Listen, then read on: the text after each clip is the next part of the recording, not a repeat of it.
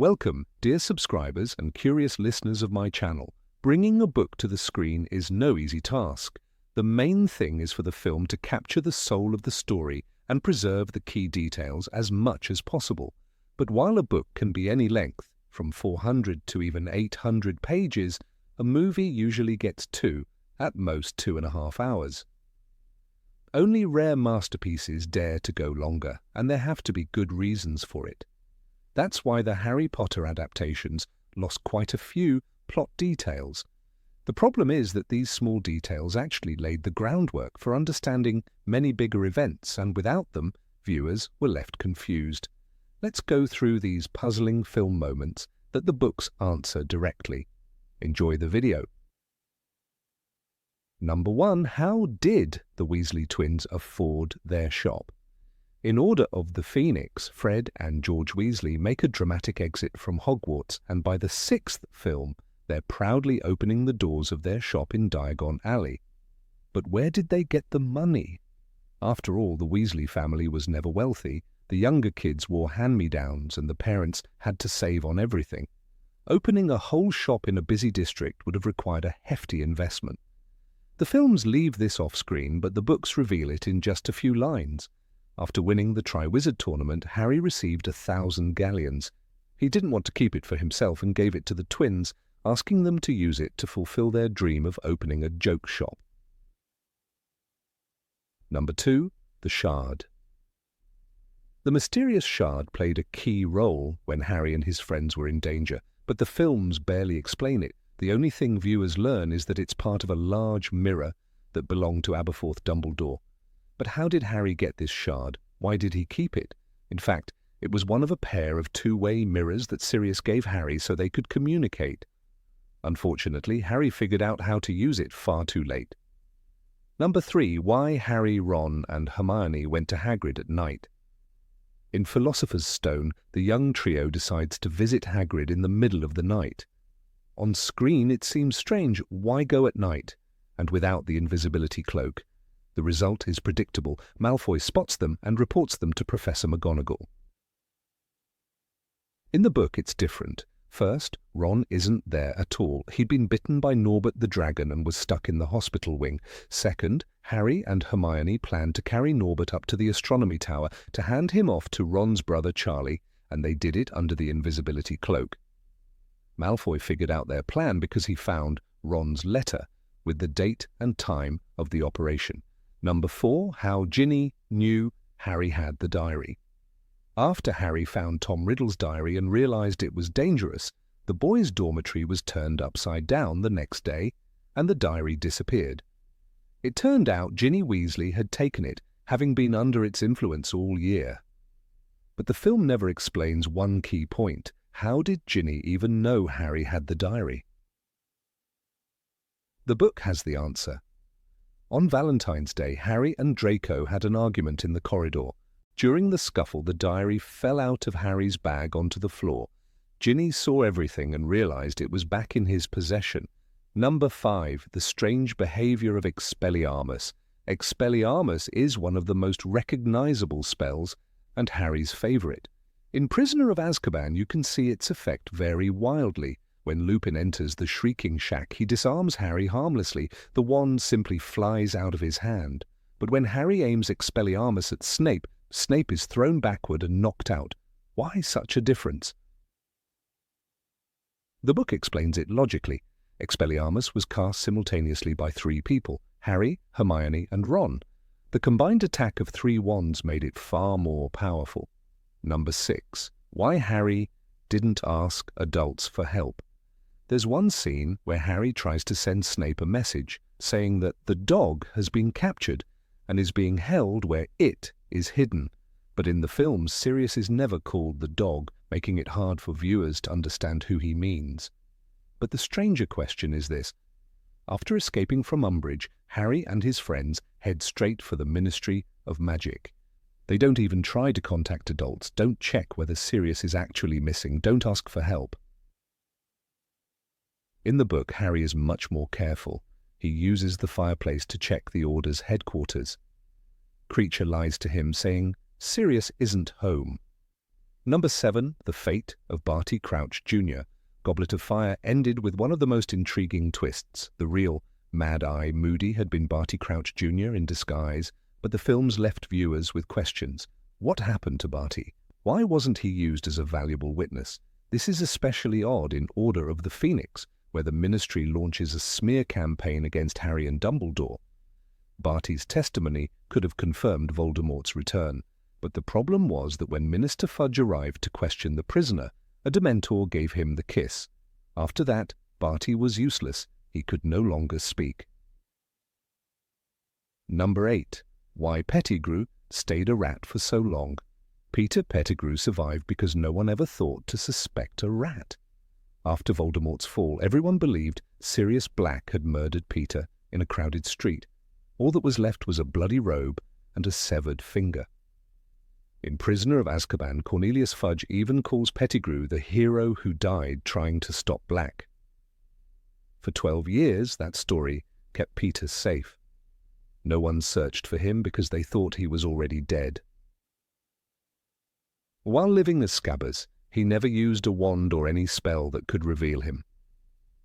He curled up in Ron's pocket and listened. It was only when Sirius saw the Weasleys' photo in the Daily Prophet, Ron holding a fat old rat with a missing toe, that the truth surfaced. Sirius hissed, "He's missing a toe, isn't he?" That was the proof. No ordinary rat would have one toe gone in exactly the place Peter had lost his finger.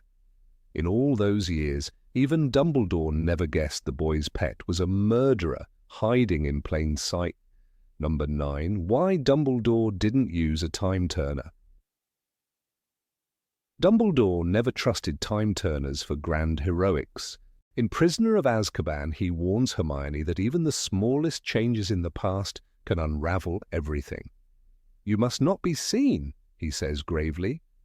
Time turners were designed only for short journeys, an hour or two back, to correct schedules, not to rewrite history. The Ministry of Magic kept them locked away. They feared what could happen if someone tried to alter major events. A single mistake could create a paradox that destroyed countless lives. During the battle in the Department of Mysteries in Order of the Phoenix, all the time turners were smashed. Shelves collapsed under stray curses and shattered the delicate hourglasses. Hermione later tells Harry that the entire stock was lost in seconds. From that night on, no wizard or witch had the power to travel back. Even if Dumbledore had wanted to save lives with a time turner, that chance was gone forever. Number 10. Why Moaning Myrtle haunts the bathroom. Moaning. Myrtle never chose the bathroom out of spite. She stayed because it was the place where her life ended. In Chamber of Secrets, she tells Harry and Ron exactly how it happened. She was hiding in the stall crying after Olive Hornby had teased her about her glasses. When she looked out to shout at Olive one last time, she saw 2 giant yellow eyes. In a heartbeat, she died. Myrtle's voice trembles as she remembers, "I died in this very cubicle. I just remember seeing a pair of great big yellow eyes over there by that sink." After death, she could not leave the spot. She was bound to it by the terror and injustice she felt. That toilet became her world. Other ghosts roamed the castle. Nearly headless Nick drifted through the great hall. The Bloody Baron haunted the dungeons. But Myrtle returned again and again to the second-floor bathroom. It was the last place she was alive. That sorrow kept her there, trapped in endless memories, longing to be noticed by the living. Number 11. Why no one found the Chamber of Secrets sooner. After the first attacks in the 1940s, Hogwarts was in chaos. A student had died. Fear crept through every corridor. Headmaster Armando Dippet ordered the professors to search the castle from the dungeons to the highest towers. Even Albus Dumbledore, then a young Transfiguration teacher, joined the effort. But no matter how many secret doors they discovered, they never found the entrance to the Chamber of Secrets. It was as if the castle itself was hiding it. Tom Riddle watched them search. He knew they would fail. Only the true heir of Salazar Slytherin could open the chamber, and Tom alone possessed that power. The entrance was hidden behind a sink in Moaning Myrtle's bathroom, so ordinary no one thought to question it. In Chamber of Secrets, Dumbledore explains to Harry, "The entrance to the chamber might have remained undiscovered for centuries if you had not spoken Parseltongue." That was the secret. Not even the most skilled Auror could force the door without Slytherin's language. Years later, when the chamber was opened again, the staff still had no idea how it was done. Filch raged about conspiracies, and Professor McGonagall doubled patrols. But the truth was older than all of them. The magic Slytherin wove into the chamber was ancient, sealed with a purpose no one dared imagine. In the end, only a boy who shared the Dark Lord's gift could reveal the monster hidden below the school. Number 12. How the Sword of Gryffindor Came to Harry. The sword of Godric Gryffindor did not simply fall into that frozen pond by chance. In Deathly Hallows it is clear that the sword appears only to a true Gryffindor in a moment of desperate need, but there was more than ancient magic at work that night. Severus Snape, acting under Dumbledore's secret orders, carried the real sword to the Forest of Dean and hid it beneath the ice. It was a risk that could have cost him everything if Voldemort discovered it. To guide Harry, Snape sent his silver doe Patronus gliding through the dark trees. The doe was more than a signal, it was a memory of Lily Potter, the woman Snape had loved all his life. Harry followed the silent creature without knowing who had summoned it. The book describes the moment when the doe paused at the edge of the pond. Something silvery white, something enormous, erupted from the trees. It galloped in a circle and then came to a halt, gazing at Harry. That was all the invitation he needed. When Harry plunged into the icy water, he felt the sword waiting for him, as if it had always been there. The blade glimmered beneath the ice, reflecting the faint moonlight. Ron later asked him, bewildered, how it had come to be in that pond. Harry could only shake his head and say, "Someone sent the doe." It was a moment of silent alliance between enemies, Snape's last act to protect Lily's son. Number 13. Why Harry and Dudley Made Peace. The farewell between Harry and the Dursleys was never simple. For years Dudley had called him freak and mocked every trace of magic. But in Deathly Hallows, something finally cracked open in Dudley's narrow world. After the Dementor attack in Little Whinging, Dudley realized Harry had saved him. He never spoke about it much, but that fear, that cold emptiness he felt when the Dementor came near, never left him. In the book, Dudley stands awkwardly in the hallway, shifting from foot to foot, before he finally manages to say, "I don't think you're a waste of space." Harry is so stunned he nearly laughs. He has waited his whole life to hear even the smallest scrap of decency from Dudley. That moment feels like the lifting of an invisible weight. Aunt Petunia stares, bewildered. Uncle Vernon scowls, refusing to understand. But Dudley's hand twitches at his side, as though he almost wants to shake Harry's. It isn't a grand reconciliation, but it is real. It is the first time Dudley ever treated Harry like something more than a burden.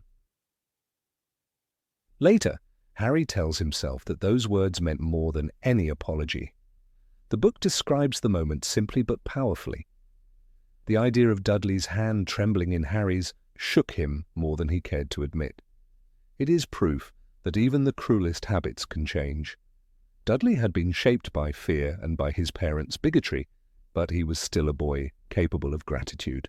And in that small gesture, calling Harry not a waste of space, he showed that he could grow. Number 14. Why Voldemort didn't realize Harry was a Horcrux. Voldemort never imagined that Harry could be a Horcrux. He was too proud to believe he had made such a mistake. In Harry Potter and the Half-Blood Prince, Dumbledore explains to Harry, "You were the 7th Horcrux, Harry, the Horcrux he never meant to make." That simple truth was the key to everything. Voldemort's obsession with splitting his soul was matched only by his arrogance. He thought he understood every dark art better than anyone alive. The idea that he could accidentally create a Horcrux in the chaos of Lily's sacrifice was something he refused to consider. Their connection had always puzzled Dumbledore. It allowed Harry to see into Voldemort's mind. Sometimes Harry could feel Voldemort's anger, as if it were his own, but Voldemort believed the link was a side effect of the killing curse rebounding. He never questioned it more deeply because that would mean admitting that something had gone wrong when he tried to kill the baby, and Voldemort was not a wizard who admitted failure. "In Order of the Phoenix," he sneers, "there is nothing worse than death, Dumbledore." He was too consumed by fear of mortality to look beyond it. One night in Dumbledore's office, Harry finally asked the question, why didn't Voldemort know? Dumbledore's face was grave. He said, "Perhaps it is because to Voldemort nothing could ever be hidden from him, least of all from himself." That was his blindness. He could not see the fragment of his own soul inside the boy because he never accepted that it was possible. It was a flaw that had been with him since he was Tom Riddle, the brilliant orphan who thought he could conquer death. The most chilling example came when Voldemort possessed Harry in the Department of Mysteries. Harry felt his scar burn so fiercely that he collapsed. If Voldemort had recognized the echo of his soul in that moment, everything could have ended. But instead he recoiled from the pain and the love Harry carried. He never saw the truth. His arrogance had built a wall higher than any magic. In the end, that blindness destroyed him. Number 15. Why Nagini was so important to Voldemort. In the dim candlelight of the Malfoy Manor, a presence more sinister than any Death Eater slithered across the floor, coiling herself at the feet of Lord Voldemort as though she alone was permitted to share in the flickering warmth. Nagini, massive and glistening, regarded the humans around her with unblinking yellow eyes. To the casual observer, like the terrified Charity Burbage suspended in the air, Nagini might have appeared a monstrous pet, an extension of Voldemort's cruelty. But the films offered no explanation for the deeper, darker truth. Within her, hidden beneath the sheen of scales, lay a fragment of Voldemort's own shattered soul. In Harry Potter and the Half-Blood Prince, Dumbledore revealed this secret with the clinical detachment of a scholar cataloguing horrors. "You are forgetting the snake, Harry," he had told the boy, eyes grave in the soft lamplight of his office. Nagini, he explained, was not simply a beast Voldemort had tamed, but a Horcrux made deliberately after he murdered Bertha Jorkins in Albania. When Voldemort fled to Albania after his first downfall, he was less than a spirit, a wraith clinging to existence by the frailest threads. It was in that wilderness, hollow with defeat and rage, that he encountered Bertha Jorkins. Her death served a dual purpose, the destruction of a witness and the forging of another Horcrux. Voldemort understood that in Nagini he had found not just an instrument of terror, but a vessel durable enough to house his fragment of immortality. The films, in their urgency to depict spectacle, never paused to reveal that by the time Voldemort regained a body in the graveyard, Nagini already bore part of him within her. Every time she coiled beside him, it was not simply loyalty, it was a reunion of severed pieces yearning toward wholeness. From the moment he regained corporeal form, Voldemort treated Nagini as something more sacred than any of his followers. While Bellatrix Lestrange simpered and Lucius Malfoy grovelled, Nagini was always near him, draped across his shoulders or circling the perimeter of a room like a living sentry. This intimacy unnerved the Death Eaters. They could not know that any harm to her threatened the invincibility their master cherished more than anything. When Voldemort commanded her to execute, as she did to Severus Snape in the Shrieking Shack, it was an expression of his own will, literally from within. In Deathly Hallows, the snake in the enchanted cage was no mere guard dog, but a shard of Voldemort's essence. Her death would mean that a piece of his soul would be obliterated, a liability he could not ignore. The peculiar significance of Nagini can be understood only if we remember how Horcruxes warped the soul of their creator. Dumbledore said it plainly. Horcruxes require a murder, the supreme act of evil. When Voldemort fashioned his sixth Horcrux from Bertha Jorkins's death, he placed it in Nagini, a living creature he could dominate absolutely. In the films, she is shown as an obedient monster. Yet her presence at Voldemort's side in scene after scene is never explained. Why not keep her hidden? Why not send her away where enemies could not find her? The answer in the book was unsettling. Voldemort trusted no place more secure than his own company. As long as Nagini remained with him, he could watch over that sliver of his soul, and her lethal power ensured few would dare challenge her. This grim symbiosis extended to how Voldemort fed her. In Goblet of Fire, Frank Bryce, the old Muggle caretaker, had the misfortune to overhear a conversation between Voldemort and Wormtail. Frank's last sight on Earth was the great snake gliding toward him as Voldemort hissed, "Nagini, dinner." The films showed this with morbid flair, yet did not make clear that feeding her was not only an indulgence of cruelty, but a practical necessity. Nagini's continued existence was vital. Each victim she consumed prolonged the life of the creature that anchored part of Voldemort's being to the world of the living. The line between parasite and master blurred until the snake was less a servant than a crucial extension of Voldemort's will to survive. More than once, Voldemort used Nagini as an assassin because he believed her nearly as unkillable as he himself. In Order of the Phoenix, she attacked Arthur Weasley in the Department of Mysteries, striking with such venomous purpose that even the Order of the Phoenix's vigilant guard could not prevent the mauling. Dumbledore explained to Harry afterward that the vision he witnessed was not merely a dream, but an echo of Voldemort's own perception, because the connection between Master and Snake was unique among Horcruxes. No other vessel of Voldemort's fragmented soul had ever been so mobile, so fully incorporated into his consciousness. In the film adaptation, the attack is shown only as a shocking act of violence, stripped of the deeper implication that Voldemort could inhabit Nagini's senses. She was the only Horcrux that moved and killed under his direct mental command. When Voldemort learned of the prophecy that one would vanquish the other, he grew obsessed with safeguarding all his Horcruxes. Yet ironically, Nagini was both the most protected and the most vulnerable. Unlike the locket hidden in the sea cave or Hufflepuff's cup entombed in Bellatrix's vault, Nagini could never be truly concealed. Voldemort carried her wherever he went. In Deathly Hallows, this dependence became a liability. The snake was eventually placed in a protective sphere, floating like some obscene relic above Nagini's coiled bulk in the Shrieking Shack. Voldemort's fear of Harry Potter and the prophecy had grown so acute that he would no longer risk even an instant when Nagini was unguarded. He trusted no one to keep her safe. In his mind, only his vigilance was sufficient. Number 16, how Harry survived the killing curse in the forest.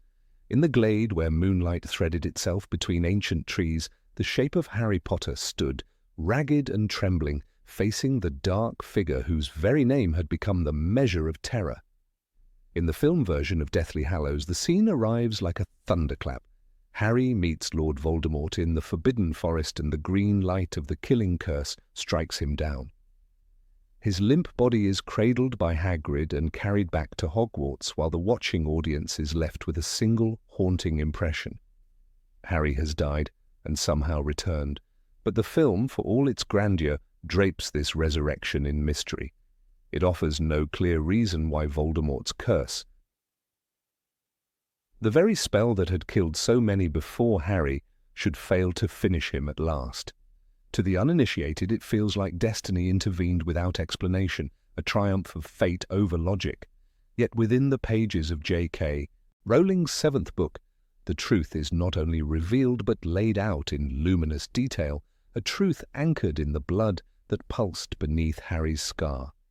Long before this fateful night in the forest, a darker ritual had been performed in a graveyard far from Hogwarts.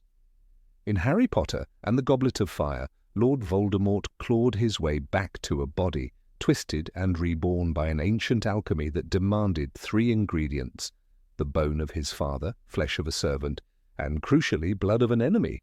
When Peter Pettigrew had dragged Harry to the foot of Tom Riddle's tombstone, he had sliced Harry's arm and collected a shining thread of life. That moment, soaked in fear and pain, was not merely the rebirth of Voldemort, but the forging of a chain that neither wizard fully comprehended.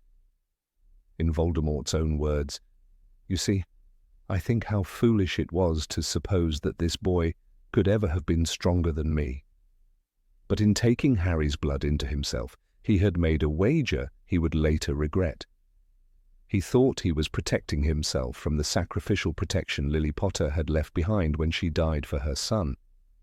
Instead, he unwittingly became its custodian, carrying the same protective magic inside his veins. As the Dark Lord raised his wand in the forest, surrounded by Death Eaters who trembled even in triumph, he could not know that the life force he would try to extinguish was tethered to his own survival. In the book, Rowling writes with almost surgical precision, but if he was not killing Harry, then what was Voldemort killing? And here lies the hinge of the entire mystery. When Voldemort's killing curse struck Harry, it did indeed destroy something, just not the living boy himself. Hidden beneath the lightning-shaped scar, curled like a parasite, was the last fragment of Voldemort's mutilated soul. This Horcrux, created unwittingly the night Lily and James Potter perished, was the true victim of the Avada Kedavra cast in that moonlit clearing. Its destruction was the cost of Voldemort's final act of overconfidence. Even more remarkable, Harry himself comes to understand this truth in the liminal space he enters after the curse.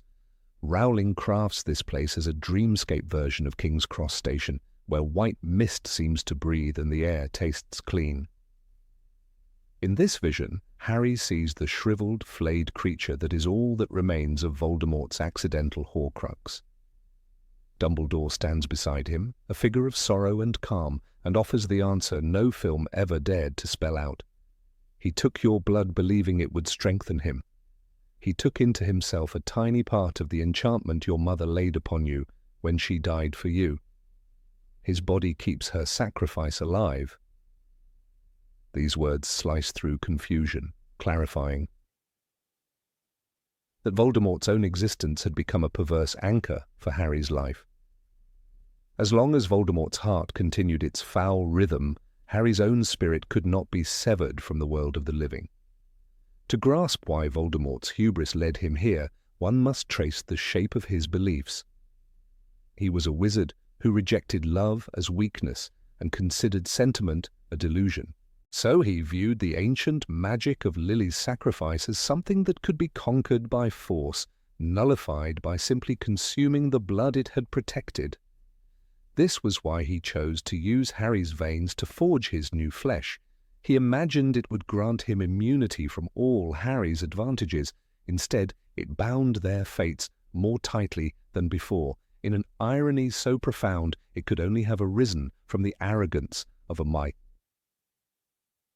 man who believed himself invincible. The film shows Harry rising from the ground, renewed in purpose, but never truly tells us what died inside him. In the book, he understands with growing clarity that he himself had not perished, only the last Horcrux. "I am going to die," Harry thinks before the curse, but in the dreamlike station, he learns he is still master of his choice. He can return if he wishes, because Voldemort's curse in destroying the soul fragment has left his body intact, sustained by the lingering power of Lily's sacrifice still flowing through Voldemort's own veins. The very fact that Voldemort could never understand love or sacrifice becomes the irony that seals his doom. He had tried to master death by splitting his soul into fragments and by claiming the protection he despised, yet every attempt to conquer mortality only multiplied his vulnerability. When Harry steps into the clearing that night, he is not merely a boy surrendering to death, he is a boy prepared to let go of fear. That is why the magic responds to him. Dumbledore tells him, "You were the seventh Horcrux, Harry, the Horcrux he never meant to make." It is this unintended bond that becomes the flaw in Voldemort's strategy, a flaw no incantation can erase. Number 17, The Missing Story of Dumbledore and Grindelwald. Albus Dumbledore's story in the Deathly Hallows film feels like a hollow echo of a truth too large to fit into a few cryptic lines or a faded photograph.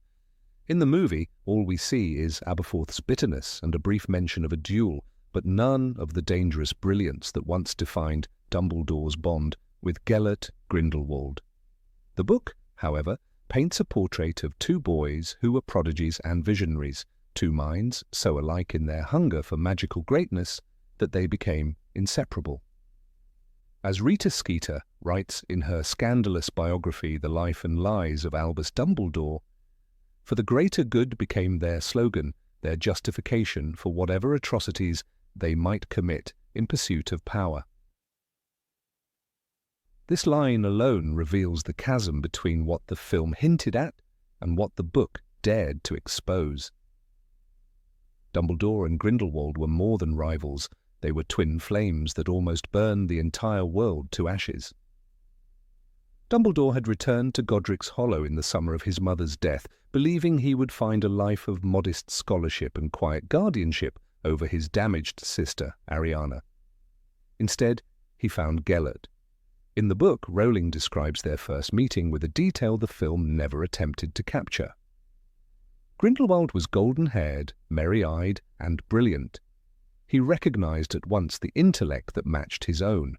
Their friendship was forged not merely from mutual respect, but from a shared vision that wove ambition and idealism into something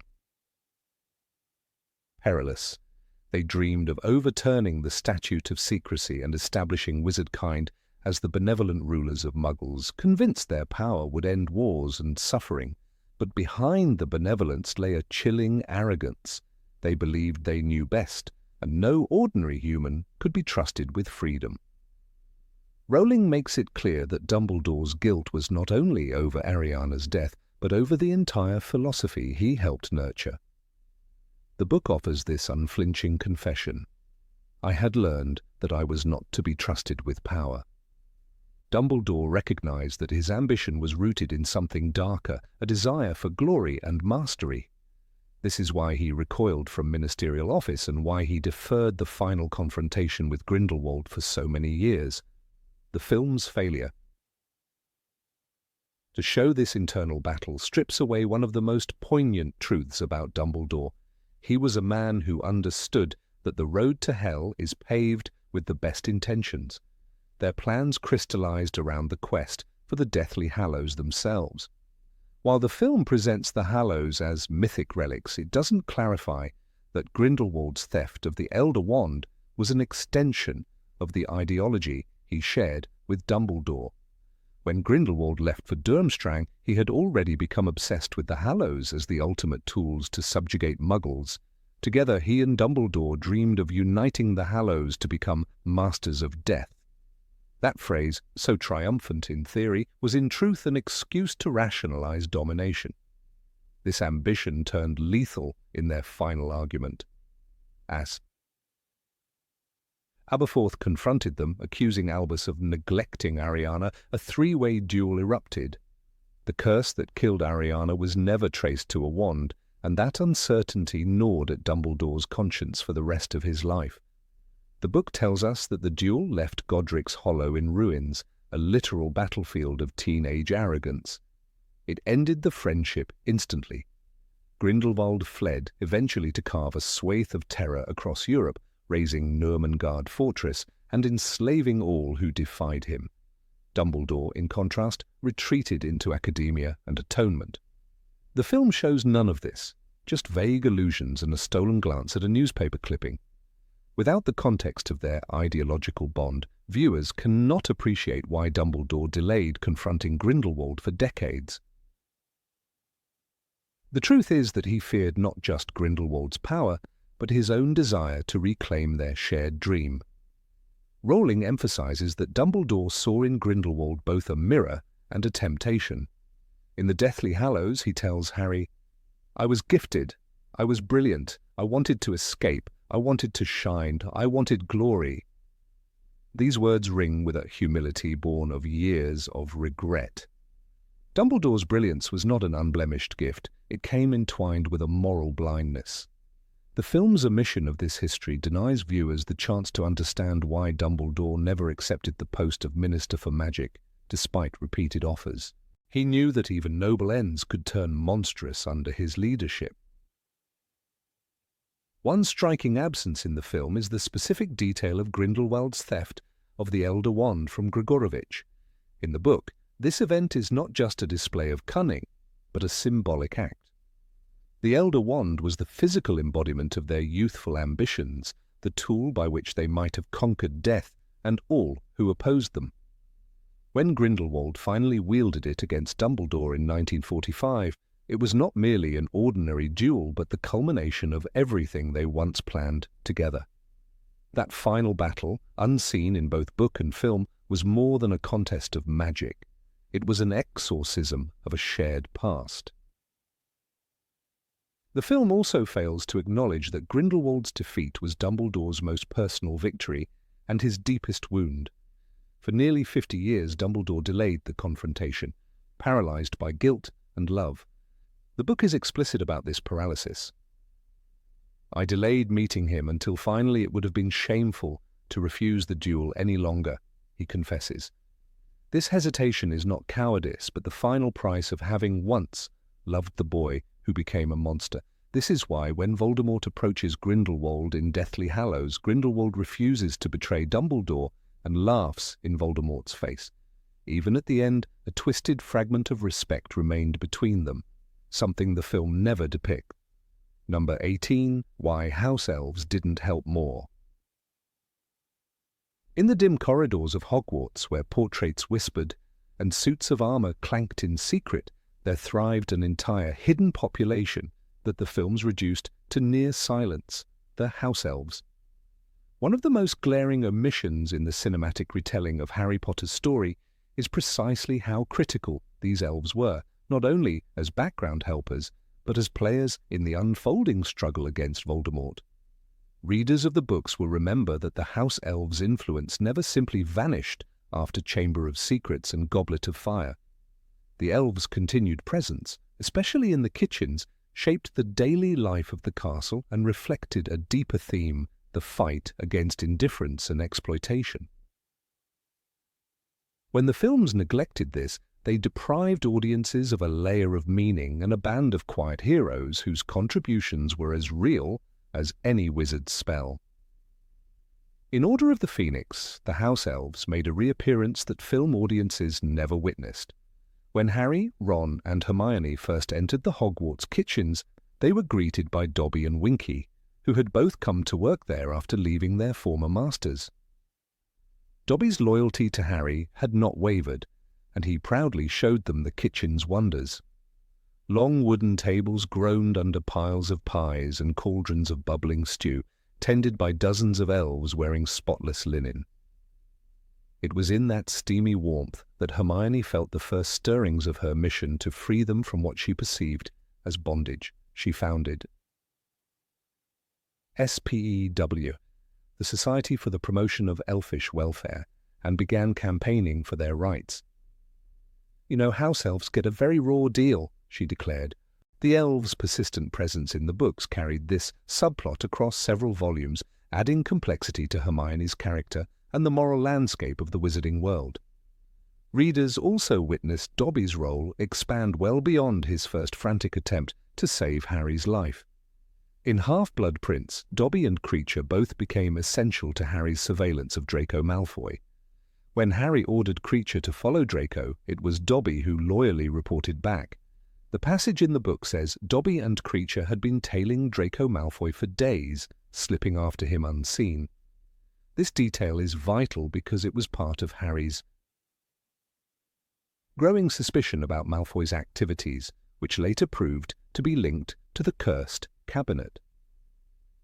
Yet in the films, Dobby and Kreacher vanished until the final installments, robbing viewers of the sense that these creatures were ever-present shadows in Hogwarts' secret life. The question of why the elves did not help Harry and his friends more frequently in the films is partly answered by the book's emphasis on the elves' culture of subservience, mingled with their fierce loyalty to individuals who treated them with respect. Dobby was the outlier, liberated by a sock and driven by a passionate love of freedom, but most elves were deeply uncomfortable with the notion of defiance, even if it meant helping to defeat Voldemort. In Goblet of Fire, when Hermione offered Winky clothes as a symbol of freedom, Winky collapsed in a wail of shame. The text records her lament. Winky is a good elf. Winky does what she is told. This cultural resistance to intervention explains why the elves did not swarm to Harry's aid, unbidden. The films, constrained by time, abandoned this nuance. During the Battle of Hogwarts in Deathly Hallows, the house elves finally erupted from the kitchens in a scene of courage and desperation, brandishing knives and cleavers, led by Kreacher himself. The book offers a vivid description, and then there were the house elves of Hogwarts, who had come swarming out of the kitchen, screaming and waving carving knives and cleavers. Kreacher, once a figure of sour muttering and resentment, charged into the fray, shouting, "Fight! Fight! Fight for my defender of house elves." This moment underscored the transformation of even the most reluctant elf when confronted with the final assault on the castle. The films replaced it with a narrower focus on the main characters, leaving out an image that would have blended heroism with comic absurdity in a way only Rowling's world could. This omission also deprived Kreacher of the redemptive arc that had been so carefully crafted in the books. In Order of the Phoenix, Kreacher's treachery had contributed to Sirius Black's death, his hatred for the family that had freed him festering like a wound.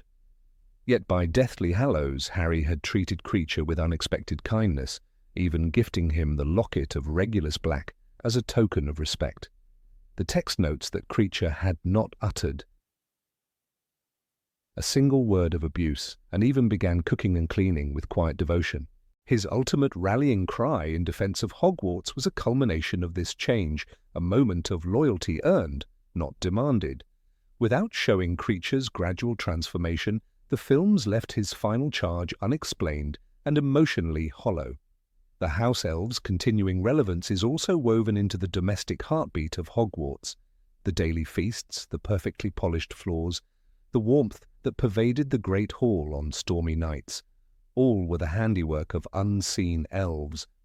The books repeatedly remind readers that the elves' work was what sustained the school's atmosphere of safety and abundance, even as darkness crept ever closer. In Half-Blood Prince, when Harry visited the kitchens again, he found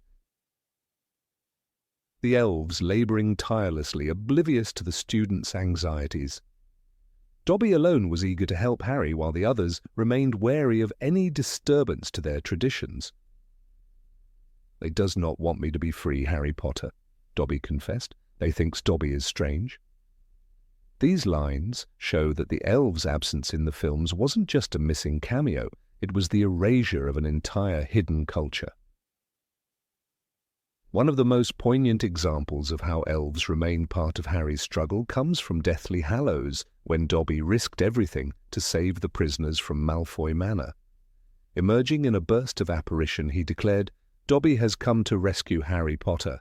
This act of sacrifice cost him his life, and Harry dug his grave with his own hands, carving a simple epitaph, "Here lies Dobby, a free elf." This scene, retained in the film, is powerful precisely because it was rooted in everything that came before: Dobby's long devotion, his service in the kitchens, his belief in freedom. Without the book's continuous presence of elves, the impact of Dobby's death becomes a single note rather than the climax of a theme. Even in moments of comic relief, the elves contributed to the narrative's texture. When Ron first heard about SPEW, he reacted with incredulity, exclaiming, "You've got to be kidding!" But Hermione's determination to improve their lives wasn't a passing fancy. She knitted hats and socks to trick the elves into freedom, though most of the elves refused to touch them, suspecting a trap. The narration recounts how Dobby ended up wearing most of them himself, stacked on his ears and elbows. In this small subplot, Rowling showed how even the smallest acts of defiance could ripple through a society resistant to change. In the films, this entire storyline was discarded, reducing Hermione's character and simplifying the moral complexity of her activism. The elves' hidden contributions to Hogwarts' defense are not merely background detail, but a reminder that heroism takes many forms. While Harry, Ron, and Hermione charged into battle, the elves were preparing meals, cleaning wounds, and eventually fighting beside their human counterparts. Their participation symbolized the unification of all magical beings against a shared evil. The passage describing them emerging from the kitchens is one of the most stirring in the series. By omitting it, the films lost an opportunity to show how every being, no matter how humble, had a stake in the fight for freedom. When readers ask why the elves didn't help Harry more often, the answer is embedded in their deep-seated fear of disobedience. The centuries-old tradition of servitude wasn't easily overcome, even by Voldemort's terror. The books capture this cultural inertia in a way that films, with their need for streamlined plots, could not. But this context matters. It demonstrates that resistance is not simply a matter of will, but of overcoming generations of indoctrination. House elves were not simply magical housekeepers. They were a people with customs, anxieties, and a guarded sense of pride. Rowling often contrasted their subservience with their capacity for love and sacrifice. Even Kreacher, whose muttered curses could chill the air, possessed a hidden well of loyalty. His final charge was as much an act of personal redemption as a contribution to Hogwarts' defense. When Kreacher lifted his knife and bellowed for battle, he completed a transformation that had taken hundreds of pages to unfold. In the kitchens, where copper pots gleamed and rows of fresh bread cooled on racks, a silent revolution had been simmering long before the final battle. Hermione's knitted hats piled up in a corner, waiting for a taker. Dobby polished the cutlery with a fierce pride. Winky wept into her butterbeer. The books let readers glimpse these private rebellions and heartbreaks, reminding them that the war against Voldemort was also a war for dignity. By the time Harry faced Voldemort in the Great Hall, the House Elves had already proven that courage was not measured by height or the power of a wand. They stood in the shadows of wizards, ready to fight with kitchen knives and sharpened cleavers, driven by a loyalty that had no price. This was not the story the films chose to tell, and in that choice they sacrificed a vital thread in the tapestry of Hogwarts. Each elf who ran from the kitchens was a testament to the idea that change is possible, that even the most oppressed can find their voice. Dobby, Kreacher, and the nameless dozens who joined the fray were a chorus of hidden resistance, their cries echoing through the castle's stones. In those moments, the elves were no longer invisible. They were warriors, free or not, whose choices mattered. The absence of this collective uprising in the films diminishes the full scale of the final battle. It was never simply Harry versus Voldemort. It was every corner of the magical world rising in defiance, centaurs, giants, wizards, and elves alike. Rowling understood that even the smallest hands could tip the scales. The films, by focusing narrowly on the chosen few, lost sight of this broader truth. And so when a viewer wonders why the elves did not help more often, the books answer: they did in ways the films could not spare time to show. They cleaned, they watched, they protected. They carried the weight of Hogwarts' comforts and joined its final stand. Their story, woven into the novels like a hidden thread, was one of quiet, persistent bravery, far more enduring than a single heroic moment on the screen. Number 19, why Harry didn't become an Auror in the films.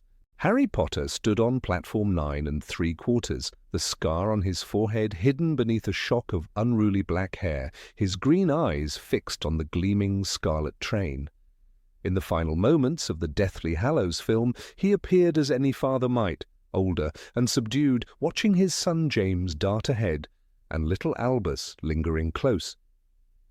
But the audience never learned what this man, who had faced Voldemort, basilisks and Death Eaters, did with the years that followed the Battle of Hogwarts.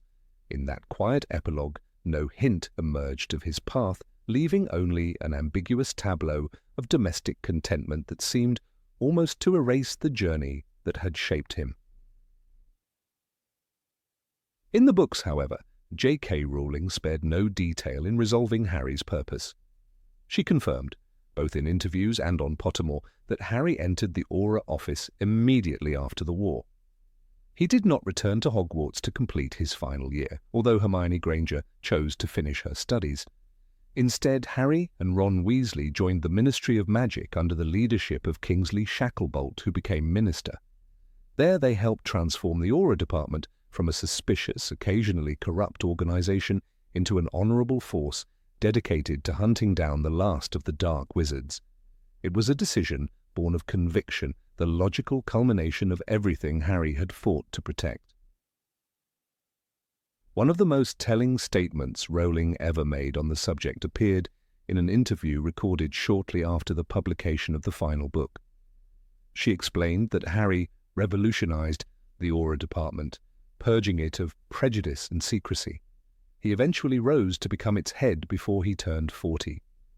This fact underscores how the boy, who once felt powerless in the cupboard under the stairs, matured into a man whose reputation and moral compass reshaped an entire branch of magical law enforcement. In the films, this evolution is obscured, replaced with an image of parental ordinariness, as if Harry's purpose simply dissolved the moment Voldemort fell. The omission in the movies feels all the more striking because the novels took such care to establish Harry's aptitude for the work. Throughout the series, his instincts for defense, his reflexes under pressure, and his willingness to defy unjust authority made him a natural candidate for the Auror ranks.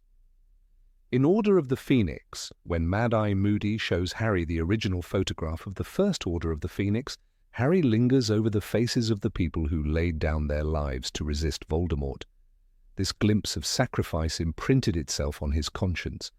Years later, it would be Harry's generation who carried that torch, turning resistance into vigilance. At Hogwarts, Harry demonstrated his affinity for protective magic time and again. He conjured a corporeal Patronus at 13, something most adult witches and wizards struggled to master. During the siege of Hogwarts, he fought side by side with seasoned Aurors such as Kingsley and Tonks. In the aftermath of the battle, it was not difficult to imagine him accepting the burden of continued defense.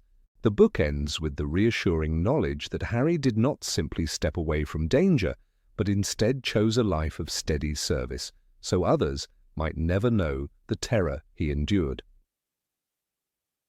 Perhaps the clearest textual evidence for Harry's future lay in his conversation with Scrimgeour in Half-Blood Prince.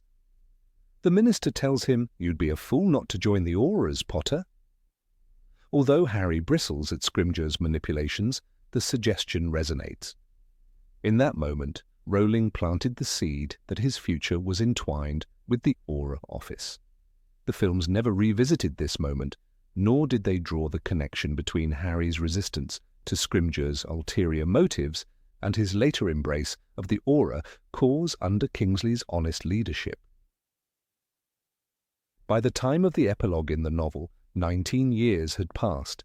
Harry had married Ginny Weasley and started a family, but his sense of duty remained intact. Rowling wrote that Harry occasionally still had to endure gawping strangers, a subtle reminder that his fame had not diminished. But more importantly, he had found a vocation that gave his survival meaning. In a world still haunted by the shadows of war, the Auror department became the crucible where Harry's hard-won convictions met the practical need to safeguard others. It is worth considering how thematically fitting this destiny was. From the first book, when Harry asked Hagrid if there was a lot of fighting in the wizard world, his story was defined by conflict against dark forces. Becoming an Auror was not simply a career, it was an assertion that the fight did not end with Voldemort's death. The movie's omission of this resolution flattened the narrative arc, denying viewers the satisfaction of seeing Harry's gifts and scars transformed into purpose. When Kingsley Shacklebolt became Minister of Magic, he ushered in an era of reform. He trusted Harry and Ron to join the Auror ranks without requiring their NEWTs, recognizing that no test could measure what they had already endured. In the book, Hermione's decision to finish her education underscores her character's devotion to scholarship, while Harry's immediate enlistment in the Ministry speaks to his compulsion to act. These divergent choices revealed each friend's essence more precisely than any exposition could. The film adaptations lost this delicate distinction, reducing their post-war futures to a single vague image on a station platform. More than once, Rowling described how Harry's experience as an Auror was inseparable from his identity. She explained that he and Ron revolutionized the Auror department, establishing a culture of openness, integrity, and compassion. In a world where corruption had flourished under Pius Thickness and the Death Eaters, this transformation mattered. It suggested that Harry's victory was not only over Voldemort, but over the systems that had allowed darkness to metastasize. In the films, this subtext is absent, leaving an impression that the Ministry simply resumed its functions without re-examination. Ron Weasley, too, found purpose alongside Harry. Rowling revealed that Ron worked as an Auror for a time before eventually joining George at Weasley's Wizard Wheezes. His initial decision to follow Harry to the Auror office speaks to the unbreakable bond forged during the Horcrux hunt. Together, they continued to protect others from the same terror that had nearly destroyed their own families. The novels grant Ron this arc of loyalty and bravery, while the films imply nothing beyond marriage and fatherhood. Some viewers might argue that the filmmakers intended to focus on the universal experience of growing older and sending one's children to school. Yet by omitting Harry's Auror career, the films denied audiences a chance to see how the past informed the future. The notion that Harry, having defeated the most dangerous dark wizard in centuries, might return to obscurity rings false. The books instead offer the reassurance that he never turned away from his calling, that he remained vigilant so others could live in peace. Even small references in the books foreshadowed this outcome. In Goblet of Fire, when Moody shows the unforgivable curses, Harry does not flinch away. He understands that knowledge is the only defense against the dark. Again and again, he demonstrates not only courage but a willingness to shoulder responsibility others would avoid. By the time he stands over Voldemort's body in the Great Hall, the reader already suspects that Harry will never fully disengage from the work of protection. In one of Rowling's Pottermore essays, she clarifies that Harry became head of the Auror office, a role that required as much political skill as a magical prowess. He learned to navigate bureaucracies without compromising his values. This detail elevates his story beyond mere heroics. It suggests he became an architect of institutional change, using hard-won experience to root out the prejudice and fear that had once nearly consumed the wizarding world. In contrast, the movies end with a note of quiet triumph that feels strangely unfinished. Some might wonder if the filmmakers felt that showing Harry in an Auror's uniform would distract from the emotional closure of the epilogue. But in the book, the knowledge of Harry's profession doesn't diminish the poignancy of seeing Albus Severus board the Hogwarts Express. Instead, it enriches the scene, suggesting that Harry has found peace without surrendering vigilance. His words to Albus, "It doesn't matter to us," reveal a man confident in his legacy, yet humble enough to trust the future to the next generation. Even Neville Longbottom's transformation into the herbology professor at Hogwarts reinforces the idea that everyone found their place. Rowling provided these details not as mere trivia but as a testament to how survival necessitates purpose. The Auror office became Harry's anchor, a daily practice of defending the ideals he had almost died for. The film's reluctance to show this robbed the audience of a sense of continuity. After all, Harry's victory was never just about personal safety. It was about building a world where others would never face what he had.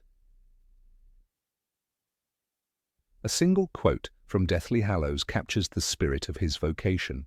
When Harry tells Voldemort, "Try for some remorse," he speaks as someone who has seen the cost of unchecked hatred. Becoming an Auror was not about vengeance. It was about preserving the fragile peace that had claimed so many lives to secure. In this light, his choice becomes not merely logical, but necessary, a commitment to ensure that the horrors of the past did not return.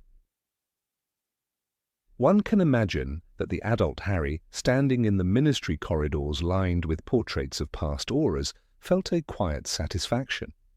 Here was a place where all he had learned about love, loss, courage, and sacrifice could be put to use.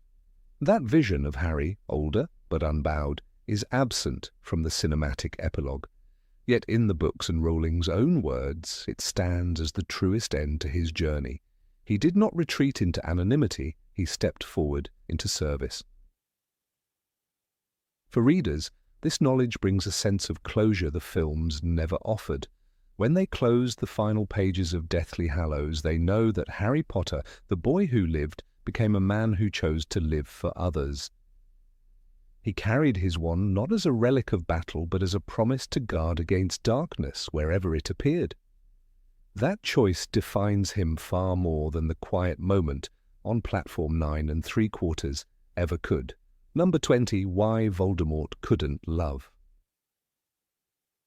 Merope Gaunt had never known a single day of kindness. Her life unfolded in the squalid shack hidden behind a high yew hedge tucked away among the rolling hills near Little Hangleton. In that place, love was a word no one dared to speak. Her father, Marvolo Gaunt, kept her cowed and broken, and her brother, Morfin, ranted in a hissing parcel tongue that she could barely understand. This was the hollow soil from which Tom Riddle, who would later call himself Lord Voldemort, first drew his roots. The films flickered past these grim beginnings, offering only glimpses of an orphan boy with a taste for cruelty. But the books, especially The Half-Blood Prince, laid bare the source of his monstrous inability to love. It was not merely that Merope was unloved. She, in her desperation, forged a semblance of love from the shards of her ruined heart and brewed it into something that would doom her child. Merope's obsession centered on Tom Riddle Sr., a handsome muggle who rode past the Gaunt shack each morning on a sleek chestnut horse. He was her fantasy, her unreachable prince. When her father and brother were hauled off to Azkaban for their crimes, Merope seized the freedom she had never tasted. With trembling hands, she slipped a love potion into Tom's drink, transforming a passing infatuation into a forced devotion. He married her, but the bond was never real.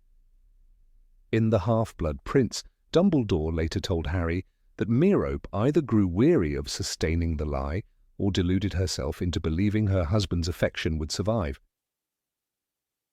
without the potion. She stopped dosing him, and Tom Riddle Sr. abandoned her without a backward glance, returning to the manor house with a contempt he did not bother to conceal. From this pitiful fraud emerged a child conceived not from love, but from an act that violated free will. It was more than just an absence of affection, it was a mockery of it. As Dumbledore explained in the book, "You are undoubtedly wondering why I never asked Professor Trelawney to leave after she had, in effect, applied for the post twice. The answer is that it was I who persuaded her to stay, because I hoped to be able to discover more about the circumstances of Tom Riddle's conception." Here, the old wizard hinted that the manner of Riddle's birth was not merely an unpleasant footnote, but the key to understanding his diseased soul. It was a detail the films brushed aside, never pausing to show the anguish of a mother who believed a love potion could manufacture a family. Dumbledore told Harry in The Half-Blood Prince, It is essential to understand that Voldemort was conceived under the influence of a love potion. His mother, Merop Gaunt, took away the object of his father's free will. This single sentence illuminated what countless audiences missed in the films. The child born of this coerced union emerged into the world with an emptiness no magic could ever fill. It was not merely that Tom Marvolo Riddle was denied the nurture of a mother or father who cherished him. His very existence was predicated on an illusion. The seed of love was counterfeit, and so he grew into a creature who found the reality of love incomprehensible. Tom Riddle's early years at Wool's Orphanage in London showed how this void had already begun to twist his character. Mrs. Cole, the matron, described him in the book as a boy who frightened the other children, who stole their trinkets and made animals suffer. "He was a funny boy," she told Dumbledore, her face pale. "He could make things happen." But even in the orphanage, he held himself aloof, never craving or offering the smallest scrap of warmth. The films touched on these scenes in passing, portraying young Tom as a cold and unsettling presence, yet they never hinted at the root cause, never showed that he was incapable of love because he had never been born into it.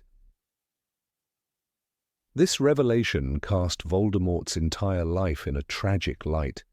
Every act of cruelty, every murderous scheme was the work of a soul hollowed out at conception.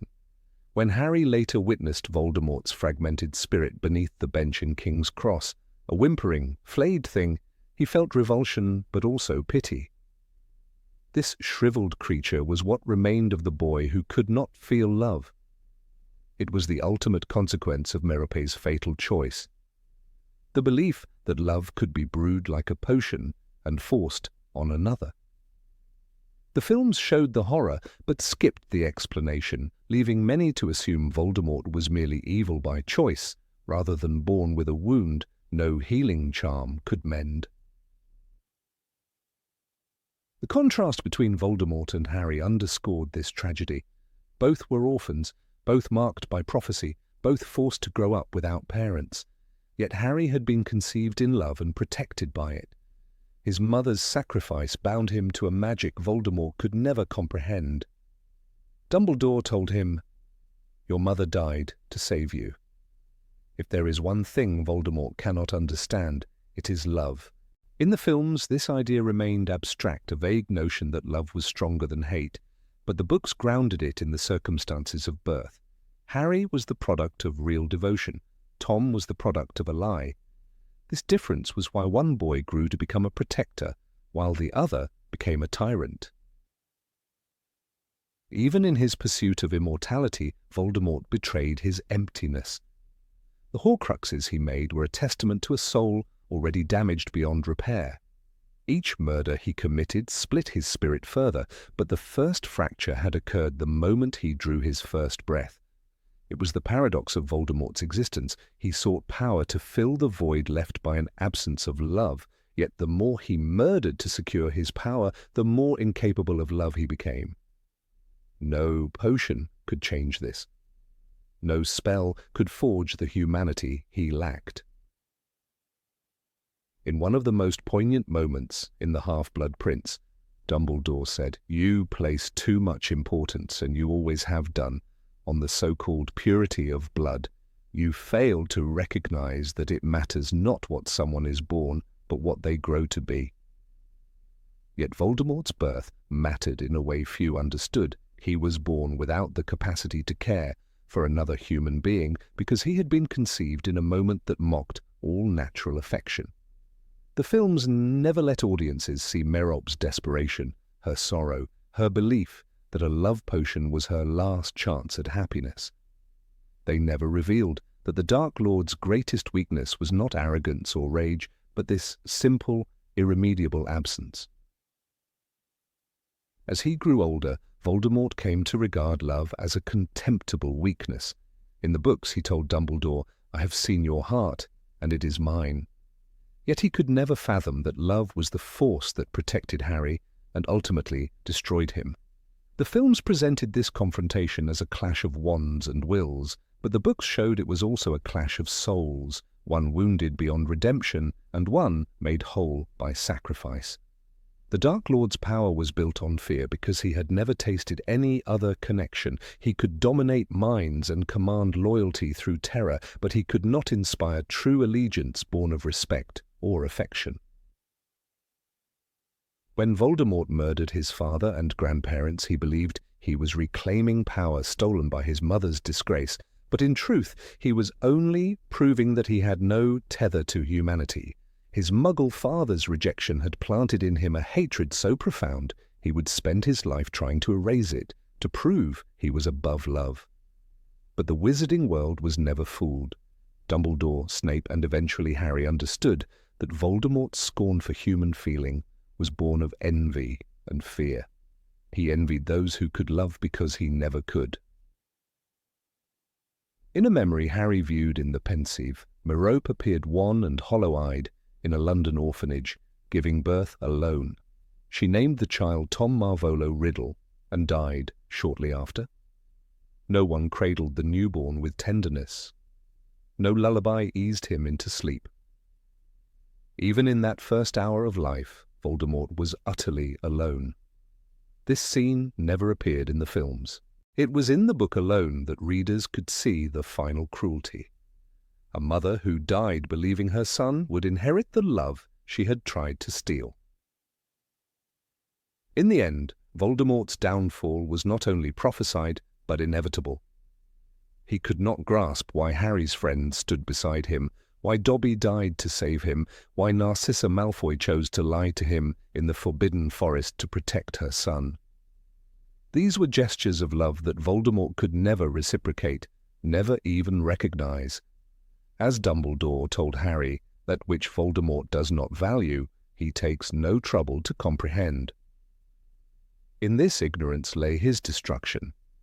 He could master death in countless ways, but could never possess the simplest gift, the capacity to love and be loved. When the films showed Voldemort's final duel with Harry, they made it a spectacle of flying spells and exploding walls. But the book revealed a deeper victory. It was not simply that Harry survived, it was that he carried within him something Voldemort could never counterfeit. He had been loved by James and Lily, by Sirius and Dumbledore, by Ron and Hermione. That love anchored him in a reality Voldemort spent his life denying. When Harry told Voldemort in the Great Hall, "Try for some remorse," he offered a final chance to mend the wound. But Voldemort sneered, unable to fathom remorse any more than he could comprehend affection. Perhaps the most tragic irony was that Merope had once longed only to be loved herself. She imagined that a potion could unlock that door, never understanding that love cannot be forced without unraveling the soul. Tom Marvolo Riddle was the ultimate testament to that truth. He was the child of a woman's despair, born under a potion's false promise, and grew to become a man incapable of seeing any virtue in the very feeling he most lacked.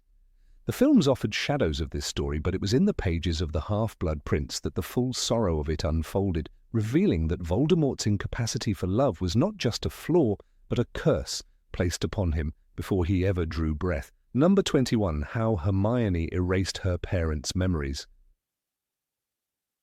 In the dimly lit sitting room of a suburban house on Denton Street, a young witch with a lion-hearted will stood behind her unsuspecting parents.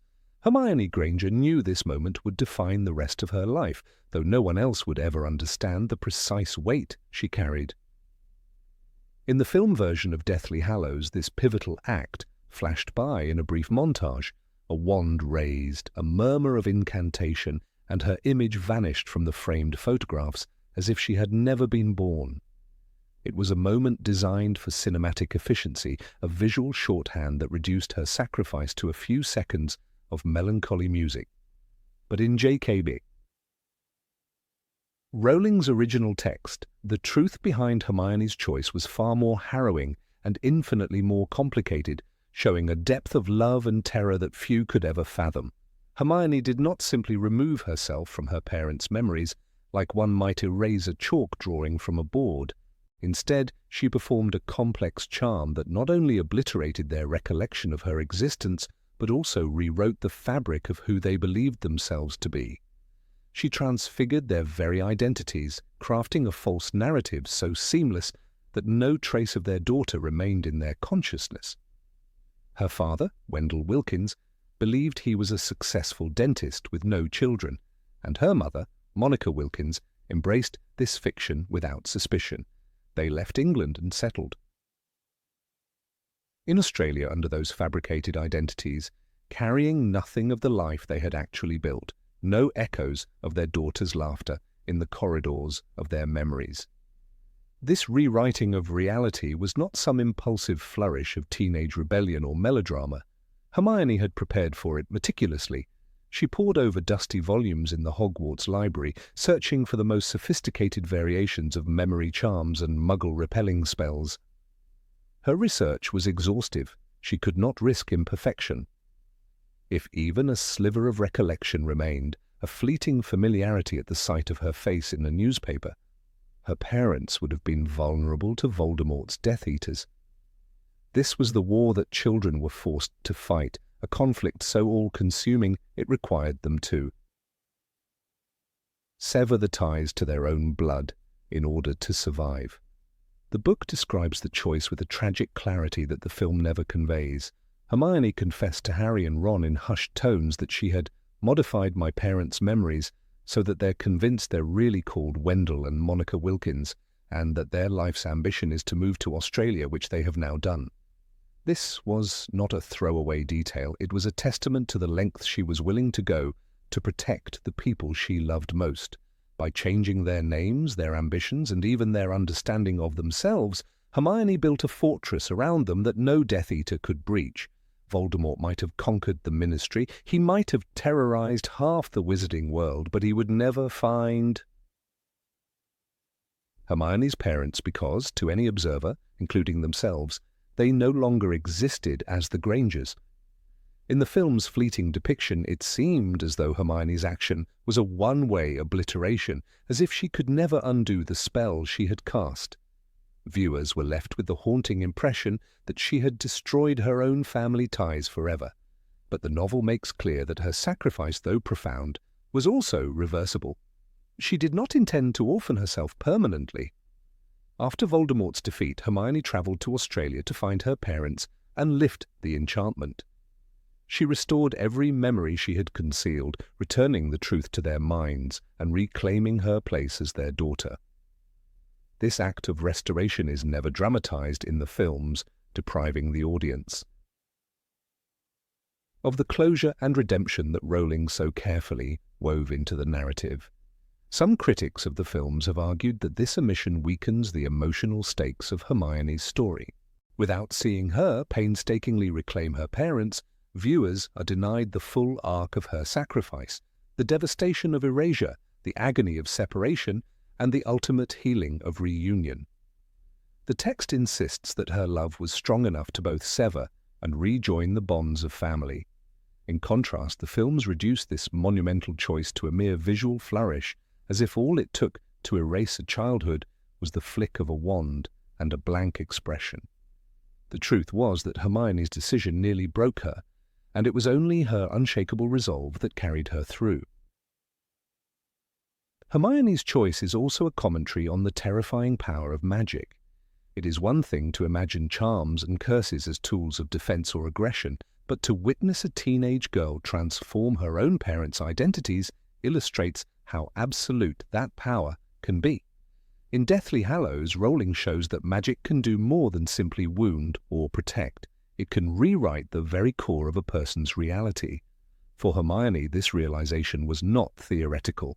It was the price she had to pay to keep her family from becoming pawns in a war they could never comprehend. Consider the detail that she sent them to Australia. It was not simply a random destination. She knew that it was far enough to place them beyond Voldemort's reach, in a place where no wizard would think to look. The enormity of that distance, the idea that she might never see them again, was part of the burden she accepted without complaint. She carried it in silence, unwilling to burden Harry or Ron with the fear that she had exiled her parents forever. This was the quiet heroism that defined her, the refusal to expect recognition or praise for doing what she believed was right. The sorrow of her choice ripples through the pages of the novel, most poignantly in the moment she stands in her childhood home, her wand poised to reshape reality. There is no grand orchestration of violins or dramatic cinematography. There is only a girl, alone, who whispers an incantation that unravels the tapestry of her own life.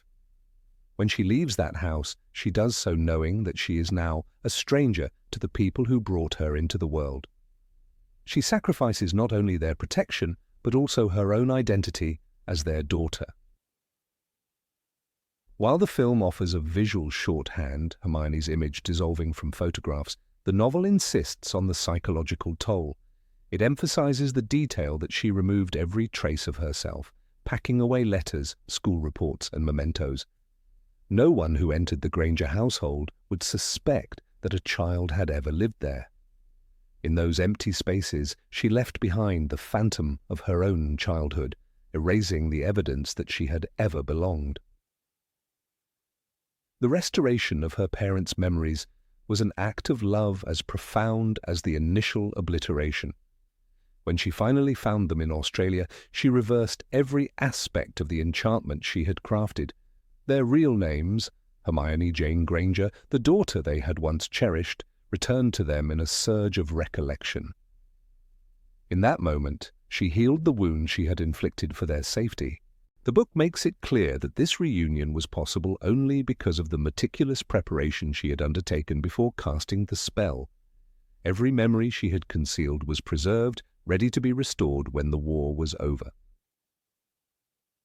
The films never show this redemption, leaving many to believe that Hermione's sacrifice was final. But Rowling's text offers a more hopeful message, that even the deepest transformations can be undone when love endures. When her parents embraced her again, they were not meeting a stranger. They were reclaiming a daughter they had never truly lost, though she had hidden herself from their minds. This was the resolution that her courage had earned, and the solace she carried into the rest of her life. This sequence in the book also underscores the theme that the greatest acts of heroism are often unseen. While Harry and Ron fought visible battles, Hermione waged a secret war within her own heart. She dismantled her family to save it, performing the ultimate sacrifice, not with a wand in combat, but with a whisper in her own living room. The tragedy was that no one would ever fully understand the price she paid. Even after she restored her parents' memories, she would always remember that for months they had lived as strangers to her, never knowing that she existed. The film's brevity flattens this sacrifice into a simple gesture, depriving the audience of the chance to appreciate the nuance. It is easy to mistake Hermione's decision as merely precautionary rather than an act of desperate love, but the book's detail, her confession to Harry, her research in the library, her quiet preparations, shows how fully she understood the implications. She did not act impulsively. She knew precisely what she was giving up, and she accepted that loss without hesitation. The question many readers have asked, whether her parents could ever recover their memories, finds its answer in the text. Yes, they could. Hermione never intended for the spell to be permanent. She built a safeguard into her enchantment, a reversal that she alone could perform. This detail is essential to understanding her character. She was never willing to sacrifice her family forever. She was simply prepared to do so if there was no other way. The difference between those two possibilities, permanent obliteration versus temporary concealment, is everything. Rowling's choice to clarify this in the book, while the filmmakers left it ambiguous, reflects the different demands of literature and cinema. A novel can dwell in the quiet corners of a character's conscience, tracing every thought and regret. A film must distill these complexities into images and gestures, but in this case the distillation cost the story some of its most profound truths. For those who know only the movies, Hermione's sacrifice may appear as a fleeting moment. For those who read the books, it is a chapter of grief, courage, and ultimately restoration. One of the most telling passages in the novel comes when Hermione says, "If Voldemort finds out I'm Muggle-born, then he'll try and use them to get to me." This simple line carries the full weight of her dread. She was not merely protecting her parents from danger, she was ensuring that their existence could not be leveraged as a weapon. The only way to accomplish that was to erase herself from their lives, to make herself a stranger in her own family, so that Voldemort would have nothing to exploit. This clarity is what makes the book's version so much more poignant. It is not simply that she removed memories, she removed herself, her history, her love, her place in their hearts. When she reversed the spell, she did so with the same precision and care she had used to cast it. This final act, never shown on screen, was the completion of a story that began with a young girl willing to give up everything to save the people she loved most. In the end, Hermione's choice is a testament to the power of self-sacrifice and the belief that some bonds are worth any price to protect. The films may have simplified this moment for the sake of narrative economy, but the book preserves it in all its tragic and beautiful detail. Number 22. Why Dumbledore trusted Snape. Severus. Snape had always walked in the twilight between the light and the darkness, and Albus Dumbledore was perhaps the only wizard alive perceptive enough to understand why. In the films, viewers were presented with an image of a sardonic, embittered man whose loyalties seemed enigmatic at best and treacherous at worst. Yet in the books, J.K. Rowling made it abundantly clear that Snape's devotion was rooted in a singular, lifelong love that never wavered. When Harry Potter once demanded to know whether Snape still cared after all these years, the simple reply, "Always," echoed with a poignancy few could fathom without the fuller story. Dumbledore's decision to trust Snape completely did not arise from mere strategy. It was forged in the crucible of Severus's remorse and an undying guilt over the death of Lily Evans. Long before he became a Death Eater, Severus Snape had been a lonely boy growing up in Spinner's End, a dingy place where the magic in his blood never seemed to bring him any warmth. He had met Lily Evans by chance when both were children and had quickly come to see her as the only brightness in an otherwise grey existence. Their shared abilities and curiosity about the wizarding world bound them together more deeply than most childhood friendships. In Harry Potter and the Deathly Hallows, Dumbledore recalled how this attachment shaped Severus forever, describing his love for Lily as the best of you. Even as a young man who chose the wrong allegiances, Snape never stopped caring for her, never stopped feeling that he was unworthy of her affection, and never ceased believing that he was to blame for what happened when he delivered part of a prophecy to Lord Voldemort. In those crucial days, when Voldemort heard the prophecy and determined that the Potters must be destroyed, Snape was caught in the jaws of an impossible dilemma. He had joined the Death Eaters out of ambition and bitterness, yet he had never imagined that his information would result in Lily's death. The horror of this realization shattered any illusions he had about Voldemort's cause. The moment he understood what he had set in motion, he went directly to Albus Dumbledore, an action that required swallowing his pride and betraying everything he had pledged himself to. In the book, Rowling writes, "You disgust me," said Dumbledore, his voice cold. Snape responded with only one plea, hide them all." But Dumbledore, seeing the truth of Snape's heart, asked, "What will you give me in return?" The answer was simple and devastating. Anything. This was the moment Dumbledore saw that Severus's remorse was not performative. He saw a man who would be willing to trade his life, his freedom, or his soul to save the woman he loved. Though Snape's motives were not pure in the abstract sense, he was primarily concerned with Lily, not her husband or her child. Dumbledore understood that the depth of Snape's regret was a force stronger than any vow. Even after the Potters were murdered and Snape arrived to find Lily dead, the remorse did not fade. It calcified into a permanent scar. The image of Snape cradling Lily's lifeless body, described in the memory Harry later witnessed, was proof enough to Dumbledore that Snape's allegiance was no longer to Voldemort or even himself, but to the memory of the woman whose life he had helped destroy. Dumbledore was too shrewd to mistake sentimentality for loyalty. He knew that many people profess love as an excuse for selfishness, but what set Snape apart was the unwavering way he lived out his penitence. When Dumbledore asked Snape to help protect Harry, the boy who carried Lily's eyes, Snape agreed, even though it meant enduring a life he loathed, teaching at Hogwarts, working under the constant scrutiny of his colleagues, and facing daily reminders of the man he despised most, James Potter. It was a torment Snape accepted without complaint. In Deathly Hallows, Dumbledore said to Snape, "You have been remarkably brave." Snape's answer was bitter but true. "Sometimes I think we sought too soon."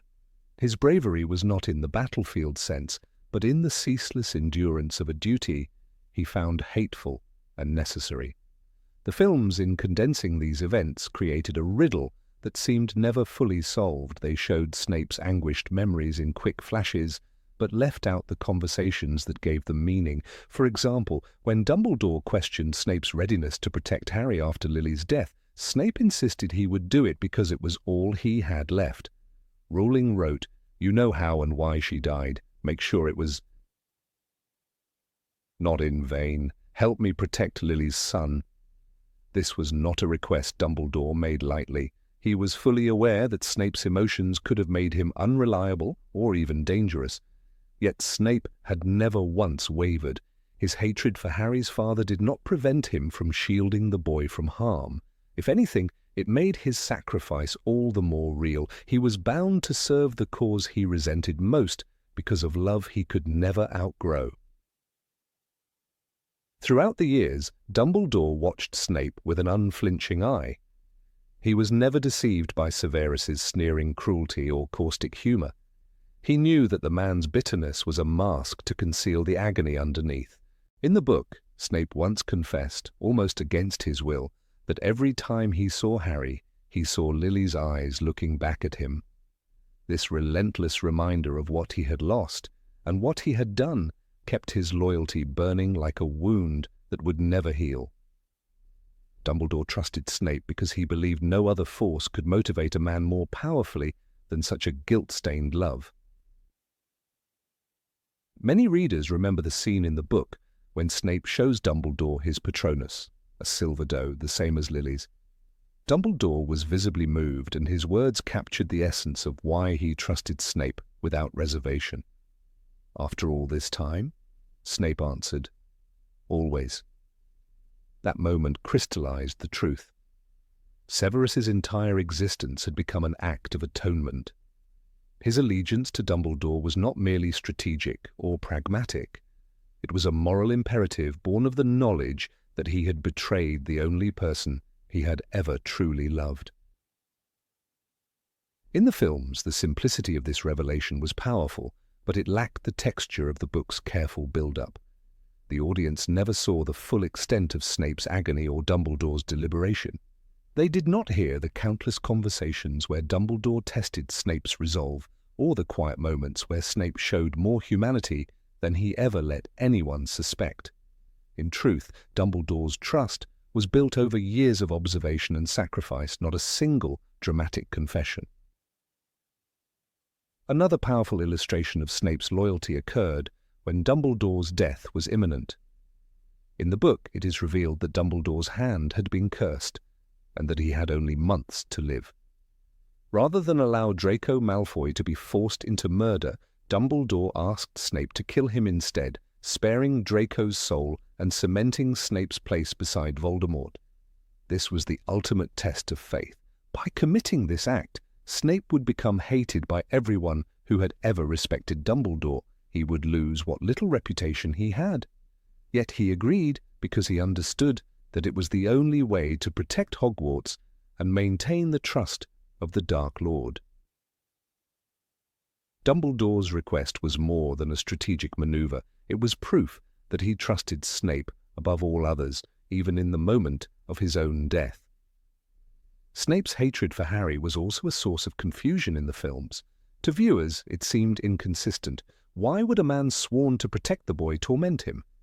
But the books clarify that Snape's resentment toward James Potter was never resolved, and Harry's uncanny resemblance to his father reopened old wounds every day.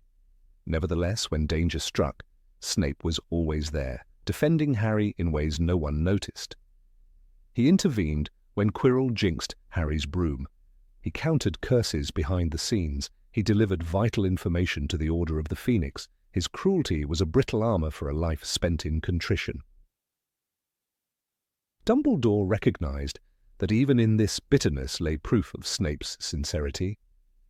A man capable of such scorn could never convincingly feign affection. His unpolished honesty was more trustworthy than any polite assurances. As Dumbledore once said, "You are a braver man by far than Igor Karkaroff.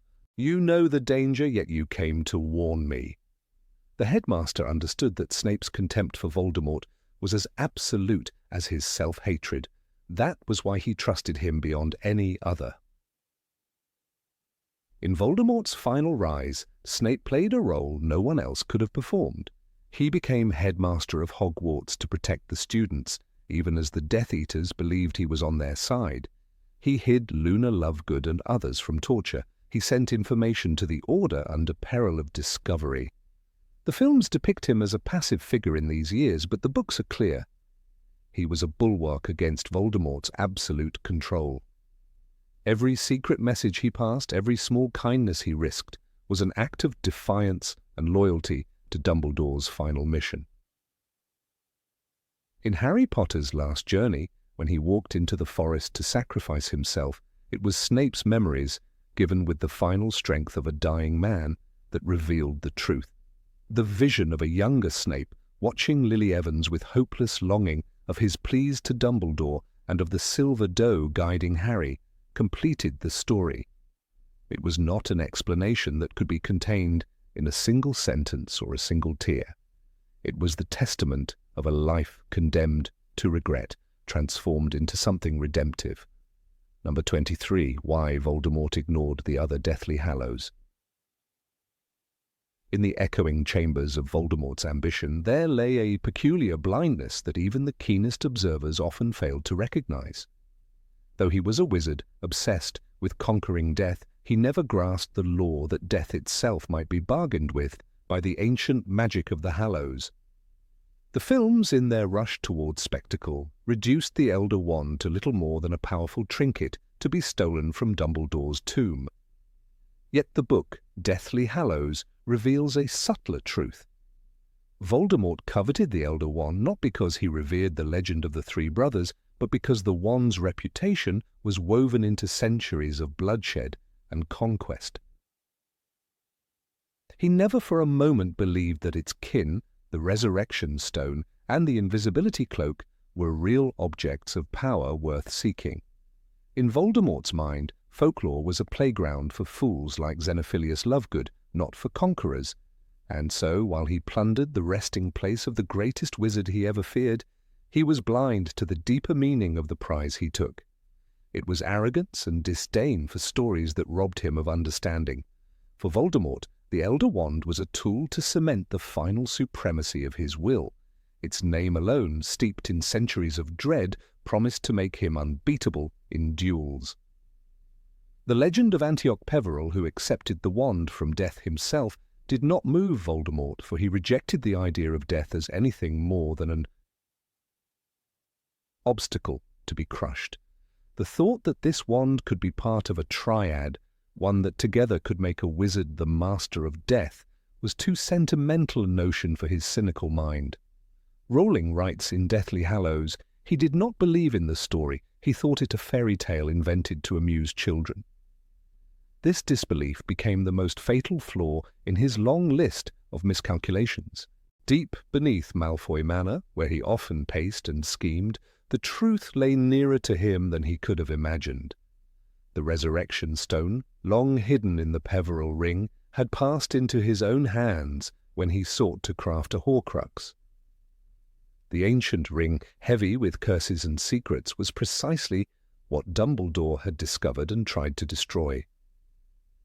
Voldemort had not the slightest inkling that he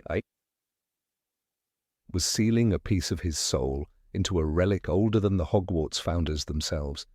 He saw only an heirloom of the Gaunts, a symbol of his ancestry and claim to Slytherin's line. That the ring was one of the Deathly Hallows escaped his notice entirely. When Harry learned this later, it was like a shard of moonlight through clouds. Voldemort had held in his palm the means to bring back the shades of the dead, and in his ignorance had reduced it to a receptacle for a mutilated soul. His contempt for sentiment cost him dearly. Even when the tale of the three brothers appeared in the Tales of Beedle the Bard, Voldemort never read the story with anything more than scorn. He regarded children's tales as nothing but idle distractions. It was Hermione who recited the legend in the tent, her voice hushed. Three brothers who were travelling along a lonely, winding road at twilight. But Voldemort was a man who believed he had outgrown the illusions of bedtime fables. The Elder Wand, however, could be traced through a genealogy of real murders and real wizards. That was evidence enough for him. He never asked whether the wand's origin mattered, never wondered if death had truly fashioned it or what it meant to possess all three Hallows.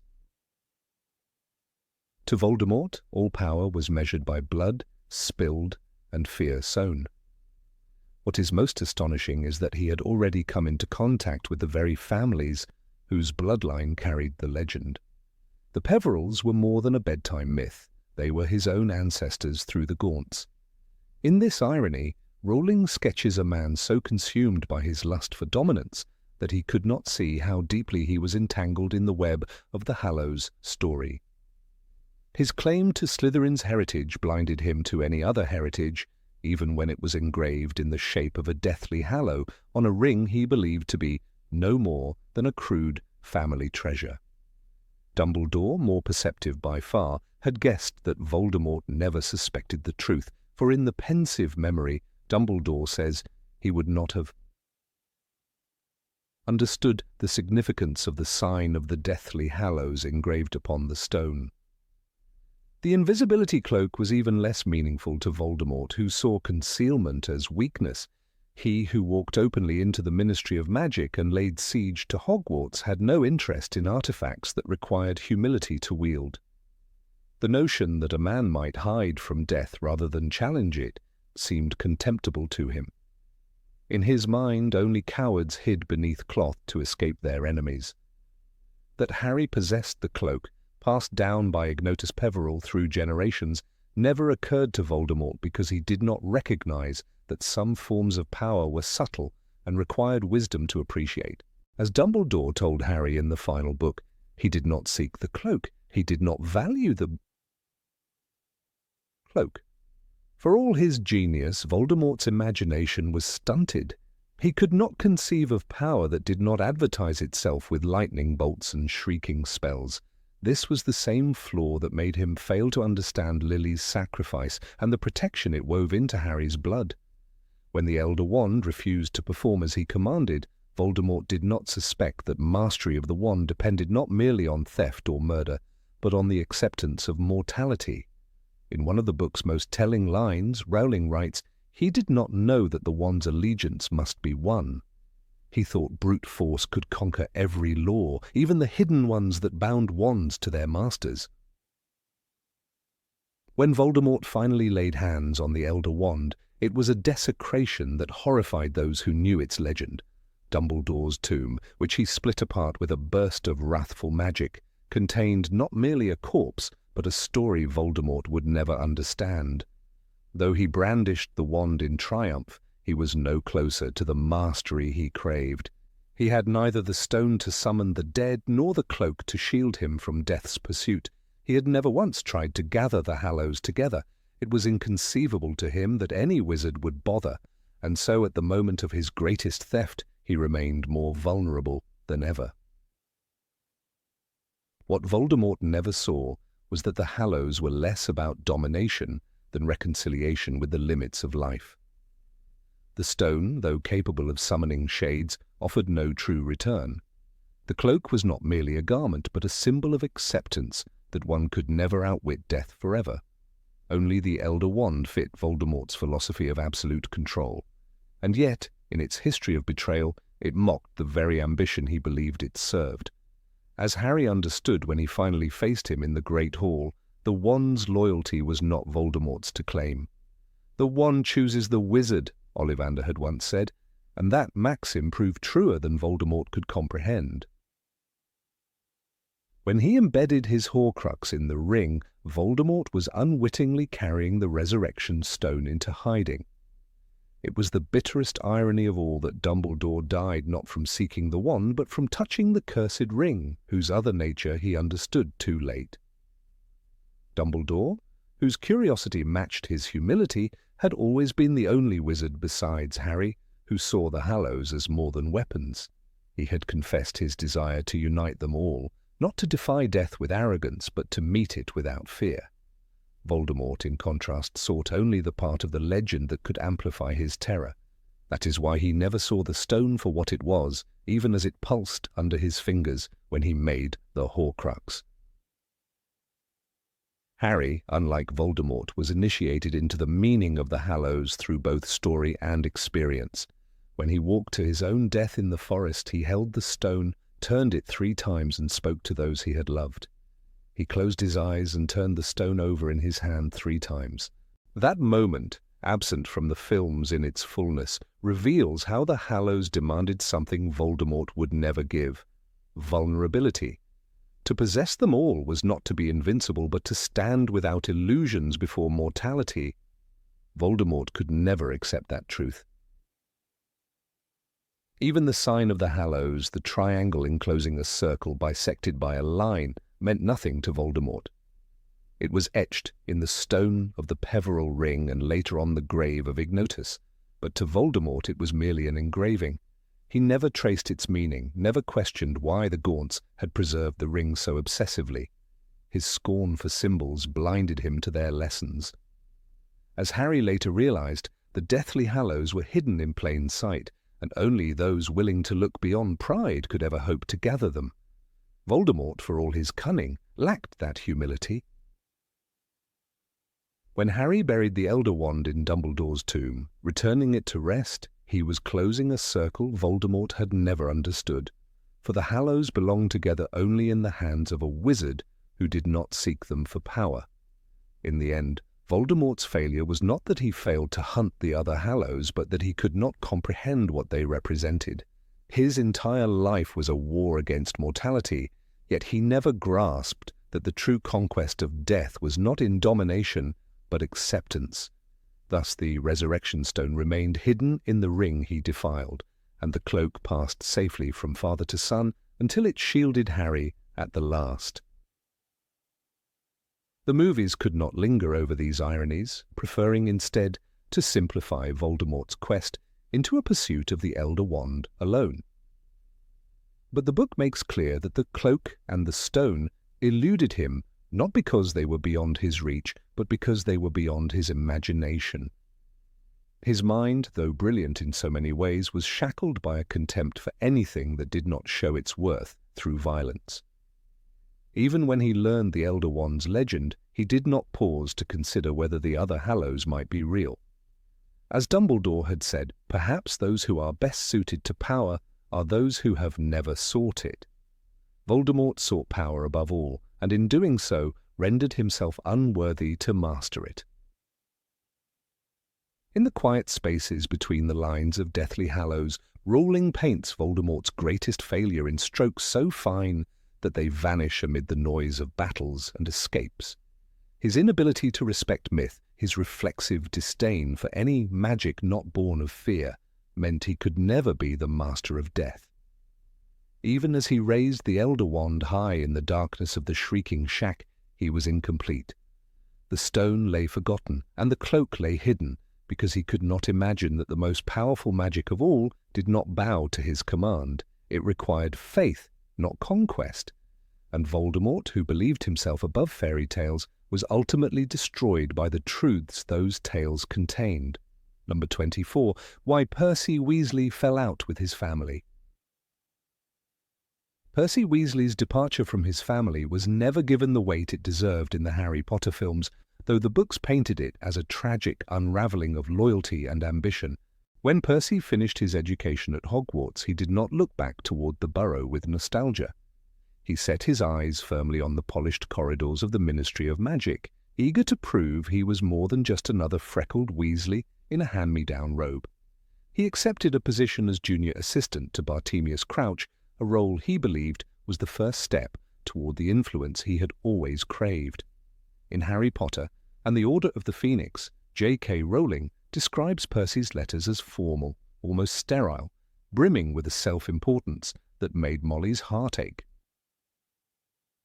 He informed his parents that he would be moving into a flat in London, a flat that symbolized independence, but also a growing chasm between himself and the family who had spent years supporting him. He felt no embarrassment about his hunger for authority, and when Cornelius Fudge began to call Albus Dumbledore a dangerous liar, Percy repeated the sentiment as though it were the only truth. When Fudge denied Voldemort's return, the Ministry orchestrated a smear campaign against anyone who dared say otherwise, and Percy was swept up in the current. His father, Arthur, had always been sceptical of Ministry brass, content in his humble role in the misuse of Muggle Artifacts Office. Percy viewed this as weakness. He began to see his father's quiet integrity as a sort of professional. He could not abide the thought of being tethered to Arthur's lowly reputation, when he, Percy, was so clearly destined for greater recognition. When the family gathered around the kitchen table to read the Daily Prophet's attacks on Harry and Dumbledore, Percy refused to see them as the political manipulations they were. He saw only proof that he had finally aligned himself with the proper side of power. He wrote to Ron, urging him to distance himself from Harry before it ruined his prospects, an act that shocked the family more than any of his other choices. Ron burned the letter without hesitation, but Molly wept for days, folding and refolding the scorched scrap, as though she might piece back together her son's loyalty. It was not only ambition, but a brittle pride that sealed Percy's break. In the book, Molly tries to persuade him to come home, even just for Christmas, but Percy refused to set foot in the Burrow if it meant having to acknowledge that his parents were right about Voldemort's return. When Dumbledore was forced to flee Hogwarts after Umbridge's coup, Percy didn't question the Ministry's version of events. He embraced the narrative, perhaps because to do otherwise would have meant admitting that he had wasted years chasing approval from men who did not care about the Weasleys' well-being. He stopped replying to letters and ceased to send any word at all. His absence at Bill and Fleur's wedding was conspicuous. Even distant relatives asked why Percy had not come, but no one had an answer that did not taste of grief. Fred and George in particular took Percy's defection as a betrayal that cut deeper than any prank or quarrel they'd ever shared with him. They had always mocked his pomposity, but even they never imagined he would turn on their parents in their hour of need. In Order of the Phoenix, the twins told Harry that Percy had slammed the door behind him, declaring that he would never be part of a family so determined to undermine the Ministry's authority. It was a declaration that made Molly tremble. She sent him a Christmas jumper anyway, a Weasley tradition so old that she could not bear to omit his name. The jumper came back unopened, a small parcel of finality wrapped in brown paper. The films do not show the weeks when Arthur came home from work with drawn, worried lines on his face because he had passed Percy in a corridor and received only a curt nod. They do not capture Molly's habit of glancing at the clock on the wall, where the hand marked Percy stayed stuck between work and mortal peril, a reflection of her dread that their estrangement would end only when it was too late for reconciliation. These details in the book lend a painful realism to the rift. Percy was not simply absent, he was an active participant in the Ministry's campaign to discredit the Order of the Phoenix. He sent official memos that contributed to Dumbledore's ousting. He buried himself in paperwork so he wouldn't have to think about what it meant to be a son who abandoned his mother's kitchen table for the cold validation of bureaucratic power. During the Battle of the Department of Mysteries, Percy did not come to help when his family faced Death Eaters. Even as his father was attacked by Voldemort's snake in the Ministry itself, Percy maintained the fiction that this was nothing but an unfortunate misunderstanding. He could not allow himself to consider that the institution he revered was compromised. The book shows how this denial was as much a defense mechanism as it was arrogance. Percy had sacrificed too much to admit that he had chosen wrong. If he acknowledged Voldemort's return, he would also have to acknowledge that he had cut himself off from the people who loved him most over a lie. When the final war began in earnest, Percy's absence from the burrow became a hole that no holiday or wedding could fill. Even Charlie, who rarely came home, wrote letters urging Percy to reconcile. Bill, always the peacemaker, sent word through ministry contacts, telling Percy that the family needed him, that whatever pride he was clinging to was less important than unity in the face of annihilation. Percy did not reply. In Harry Potter and the Deathly Hallows, when the trio take refuge at Shell Cottage, Fleur mentions that she has heard Percy has been seen still at his desk working late into the night, as if paperwork could shield him from the chaos unfolding outside the windows. It was only in the final hours of the Battle of Hogwarts that Percy finally tore down the walls he had built. The book offers a vivid scene in which Percy arrives through the tunnel from Hogsmeade, panting and pale, his wand clutched in trembling hands. He tells Fred and George that he has resigned from the ministry, that he has come to fight beside them. Fred, ever quick to laugh even in the darkest moments, jokes that Percy must have been imperious. But in that moment, Percy's return is not a punchline. It is the culmination of years of conflict, regret, and the slow realization that no career could replace the warmth of the burrow's hearth. The films, with their streamlined scripts, offer no glimpse of this redemption. He simply appears, as if the past had never happened. Fred's death, only minutes later, twists the knife of Percy's remorse even deeper. In the book, when the explosion rocks the corridor and the wall collapses, Percy is left clutching his brother's body, his face contorted with a grief so raw that even hardened fighters look away. "No, Fred, no!" Percy's voice shatters the din of curses and screams. He tries to shield Fred's lifeless form from falling debris, his hands smeared with blood and dust. In that moment, every argument, every cold letter, every unopened jumper returns to Percy with the weight of a curse he cannot lift. His reconciliation with his family is real, but it is forever stained by the knowledge that he can never say another word to Fred. Molly, seeing Percy cradling his brother, moves to gather them both in her arms. The sight of her estranged son collapsed over Fred's body breaks her in ways no war could. The Weasleys encircle them, united in grief, and Percy sobs as if trying to expel years of pride. The book's description is relentless in its honesty about the price of Percy's choices. There is no triumph in his return, only a terrible clarity that nothing he accomplished at the ministry was worth this loss. Percy remained at Hogwarts after the battle, helping to move the wounded and retrieve the dead. He did not retreat to the ministry or vanish into anonymity. Instead, he faced each of his siblings with tearful apologies. He clung to George, whose silent, stricken gaze offered no comfort. He hugged Ginny, who buried her face in his shoulder. He held Arthur's hand, and Arthur held his in return, though the patriarch's eyes were hollow with exhaustion and grief. Percy's voice broke when he told his mother he was sorry. She pulled him close and whispered that he was home now, and that was all that mattered. It is a testament to the Weasleys' capacity for forgiveness that they did not shut him out, even after all he had done. The absence of this arc in the films leaves Percy as a cipher. He appears in the early movies as the officious prefect with polished badge and severe expression. He vanishes for several installments, then reappears in Deathly Hallows Part 2, standing among his family as if nothing had ever separated them.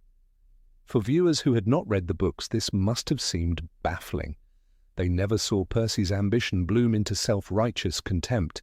They never saw his final, desperate renunciation of everything he thought he wanted. They were denied the catharsis of his return, the heartbreak of his too-late reconciliation with Fred. They never heard him gasp out his apology or watched him fight with the desperation of a man determined to atone. The books offer a line that perhaps best captures Percy's journey. He was shaking, not with cold, but with a grief that wrung his heart so violently that it was a wonder it continued to beat. This is the truth that the films did not share. Percy's story is a cautionary tale about ambition unmoored from empathy, about the ease with which good people can be seduced by institutions that flatter their vanity. It is also a story about the possibility of forgiveness, even when it comes too late to save everyone. Percy's rejection of his family was not an overnight decision, but a slow erosion of connection chipped away by his fear of insignificance. Each time he chose the ministry over the burrow, he buried another part of himself. By the time Voldemort's return was undeniable, he had so much invested in the lie that he could not bring himself to let it go. When he finally did, he emerged as a man changed by grief. His ambition was not extinguished, but it was tempered by the knowledge that no accolade mattered more than the people who had loved him even when he did not deserve it. In the end, the Percy who weeps over Fred is the same boy who once puffed out his chest at the prospect of becoming head boy. But he is also a man who has learned that family is not a burden, but an anchor. The films never gave us this lesson in full, and so for many, Percy remains a footnote. But in the pages of Rowling's story, he is a reminder that redemption is possible, and that the cost of pride is often higher than we can bear. Number 25, How Dumbledore Won the Elder Wand. Albus Dumbledore stood as the most enigmatic figure of his age, his name spoken with equal parts reverence and fear. But there was one relic that defined the myth around him more than any other: the Elder Wand. It was no ordinary instrument of magic. Crafted from elder wood with a core of thestral hair, it bore a bloody lineage of conquest, murder, and betrayal. In the Harry Potter films, this wand rests almost casually in Dumbledore's hand, a sign of his mastery over magic itself, yet the films offer barely a whisper of its origin. In the books, however, the truth is carved with painful precision into the history of the wizarding world. Dumbledore wrested the Elder Wand from Gellert Grindelwald, his one-time friend and greatest adversary, in a duel so momentous it shook the wizarding world in 1945. Their friendship had begun in Godric's Hollow, in that hushed corner of the wizarding world where the past and future collided in the cracked gravestones and tangled hedges. When Grindelwald arrived in the summer of 1899, he and Dumbledore were young, brilliant, and unsatisfied with the world as it was. Albus was grieving the loss of his mother and chafing at the duty of caring for his unstable sister, Ariana. Gellert was a tempest of intellect and ambition, expelled from Durmstrang for twisted experiments. The two found in each other not only intellectual equals, but co-conspirators in a dream. For the greater good, they wrote to each other, forging plans for wizardkind's dominance over muggles to end the fear and secrecy that bound their people. The book Harry Potter and the Deathly Hallows reveals this in painful detail. Rita Skeeter's scandalous biography, The Life and Lies of Albus Dumbledore, rips open the past, quoting a letter where Dumbledore writes, "If you would not object to my calling it that, the greater good might justify our dominance over them. It's the only way." These words haunted him for the rest of his life. Their friendship was not simply a meeting of minds, but something deeper, more vulnerable. Though the text never states it plainly, Rowling confirmed elsewhere that Dumbledore loved Grindelwald, complicating everything that followed. It wasn't just political ideology that bound them, it was love, obsession, and mutual recognition of each other's brilliance. But the dream fell apart with catastrophic violence. Ariana Dumbledore, whose magic was uncontrollable and who had been a victim of Muggle cruelty in childhood, became the centre of an argument between Albus, Aberforth, and Gellert. The three young men fought, wands drawn, spells slashing in all directions, and Ariana was killed. The books do not let Dumbledore forget this horror. He is tormented by the question of whose spell struck her down. "I was afraid I was the one who killed her," he confesses to Harry in Deathly Hallows. Grindelwald fled, and Albus stayed behind to bury his sister, and any dream of ruling the world. Grindelwald's path darkened from there, but it was neither aimless nor hidden. He travelled across Europe gathering followers, sowing terror, and seeking the Deathly Hallows. He coveted the Elder Wand above all, for legend said it made its master unbeatable. According to the tales of Beedle the Bard, it was a wand that must always defeat its rival if its master was truly worthy of it. Grindelwald found it at last, stealing it from the wand-maker, Gregorovitch. In Deathly Hallows, Voldemort forces this story out of Gregorovitch's memory, showing us young Grindelwald, pale-haired and laughing, leaping from the window with the Elder Wand flashing in his hand. This theft was more than a crime. It was a declaration of war on the established magical order. With the Elder Wand in his grasp, Grindelwald launched his campaign of terror, his ideology twisted into fanaticism. In Deathly Hallows, Dumbledore says he was raising an army, the Muggles forced into subservience. Grindelwald had the Elder Wand, the unbeatable wand, and I was the only one who could stop him. Wizarding governments trembled before him. His fortress prison, Nurmengard, was built not just to hold enemies, but as a monument to his dominion. On its entrance was inscribed his cold credo, "For the greater good." But the Elder Wand was not merely a weapon of intimidation. In Grindelwald's hands it was a symbol of his supposed destiny, proof of his superiority, and a promise of his victory. Yet Dumbledore did not pursue him immediately. He hesitated. He feared, most of all, the truth of their bond and the possibility of what might happen if they duelled. As he confesses to Harry's spirit in King's Cross, "I delayed, hoping that I might avoid the fight. I feared it." It was not cowardice, but dread of repeating the tragedy that killed Ariana. Dumbledore's brilliance was matched only by his guilt, and the spectre of his sister's death haunted every decision he made. This hesitation allowed Grindelwald to grow stronger and let the war consume Europe, mirroring the real-world horrors of the 1940s Muggle conflict. Finally, in 1945, he faced what he could not run from. The books describe their duel only briefly, but its significance is immense. It is called the most famous duel ever fought between wizards.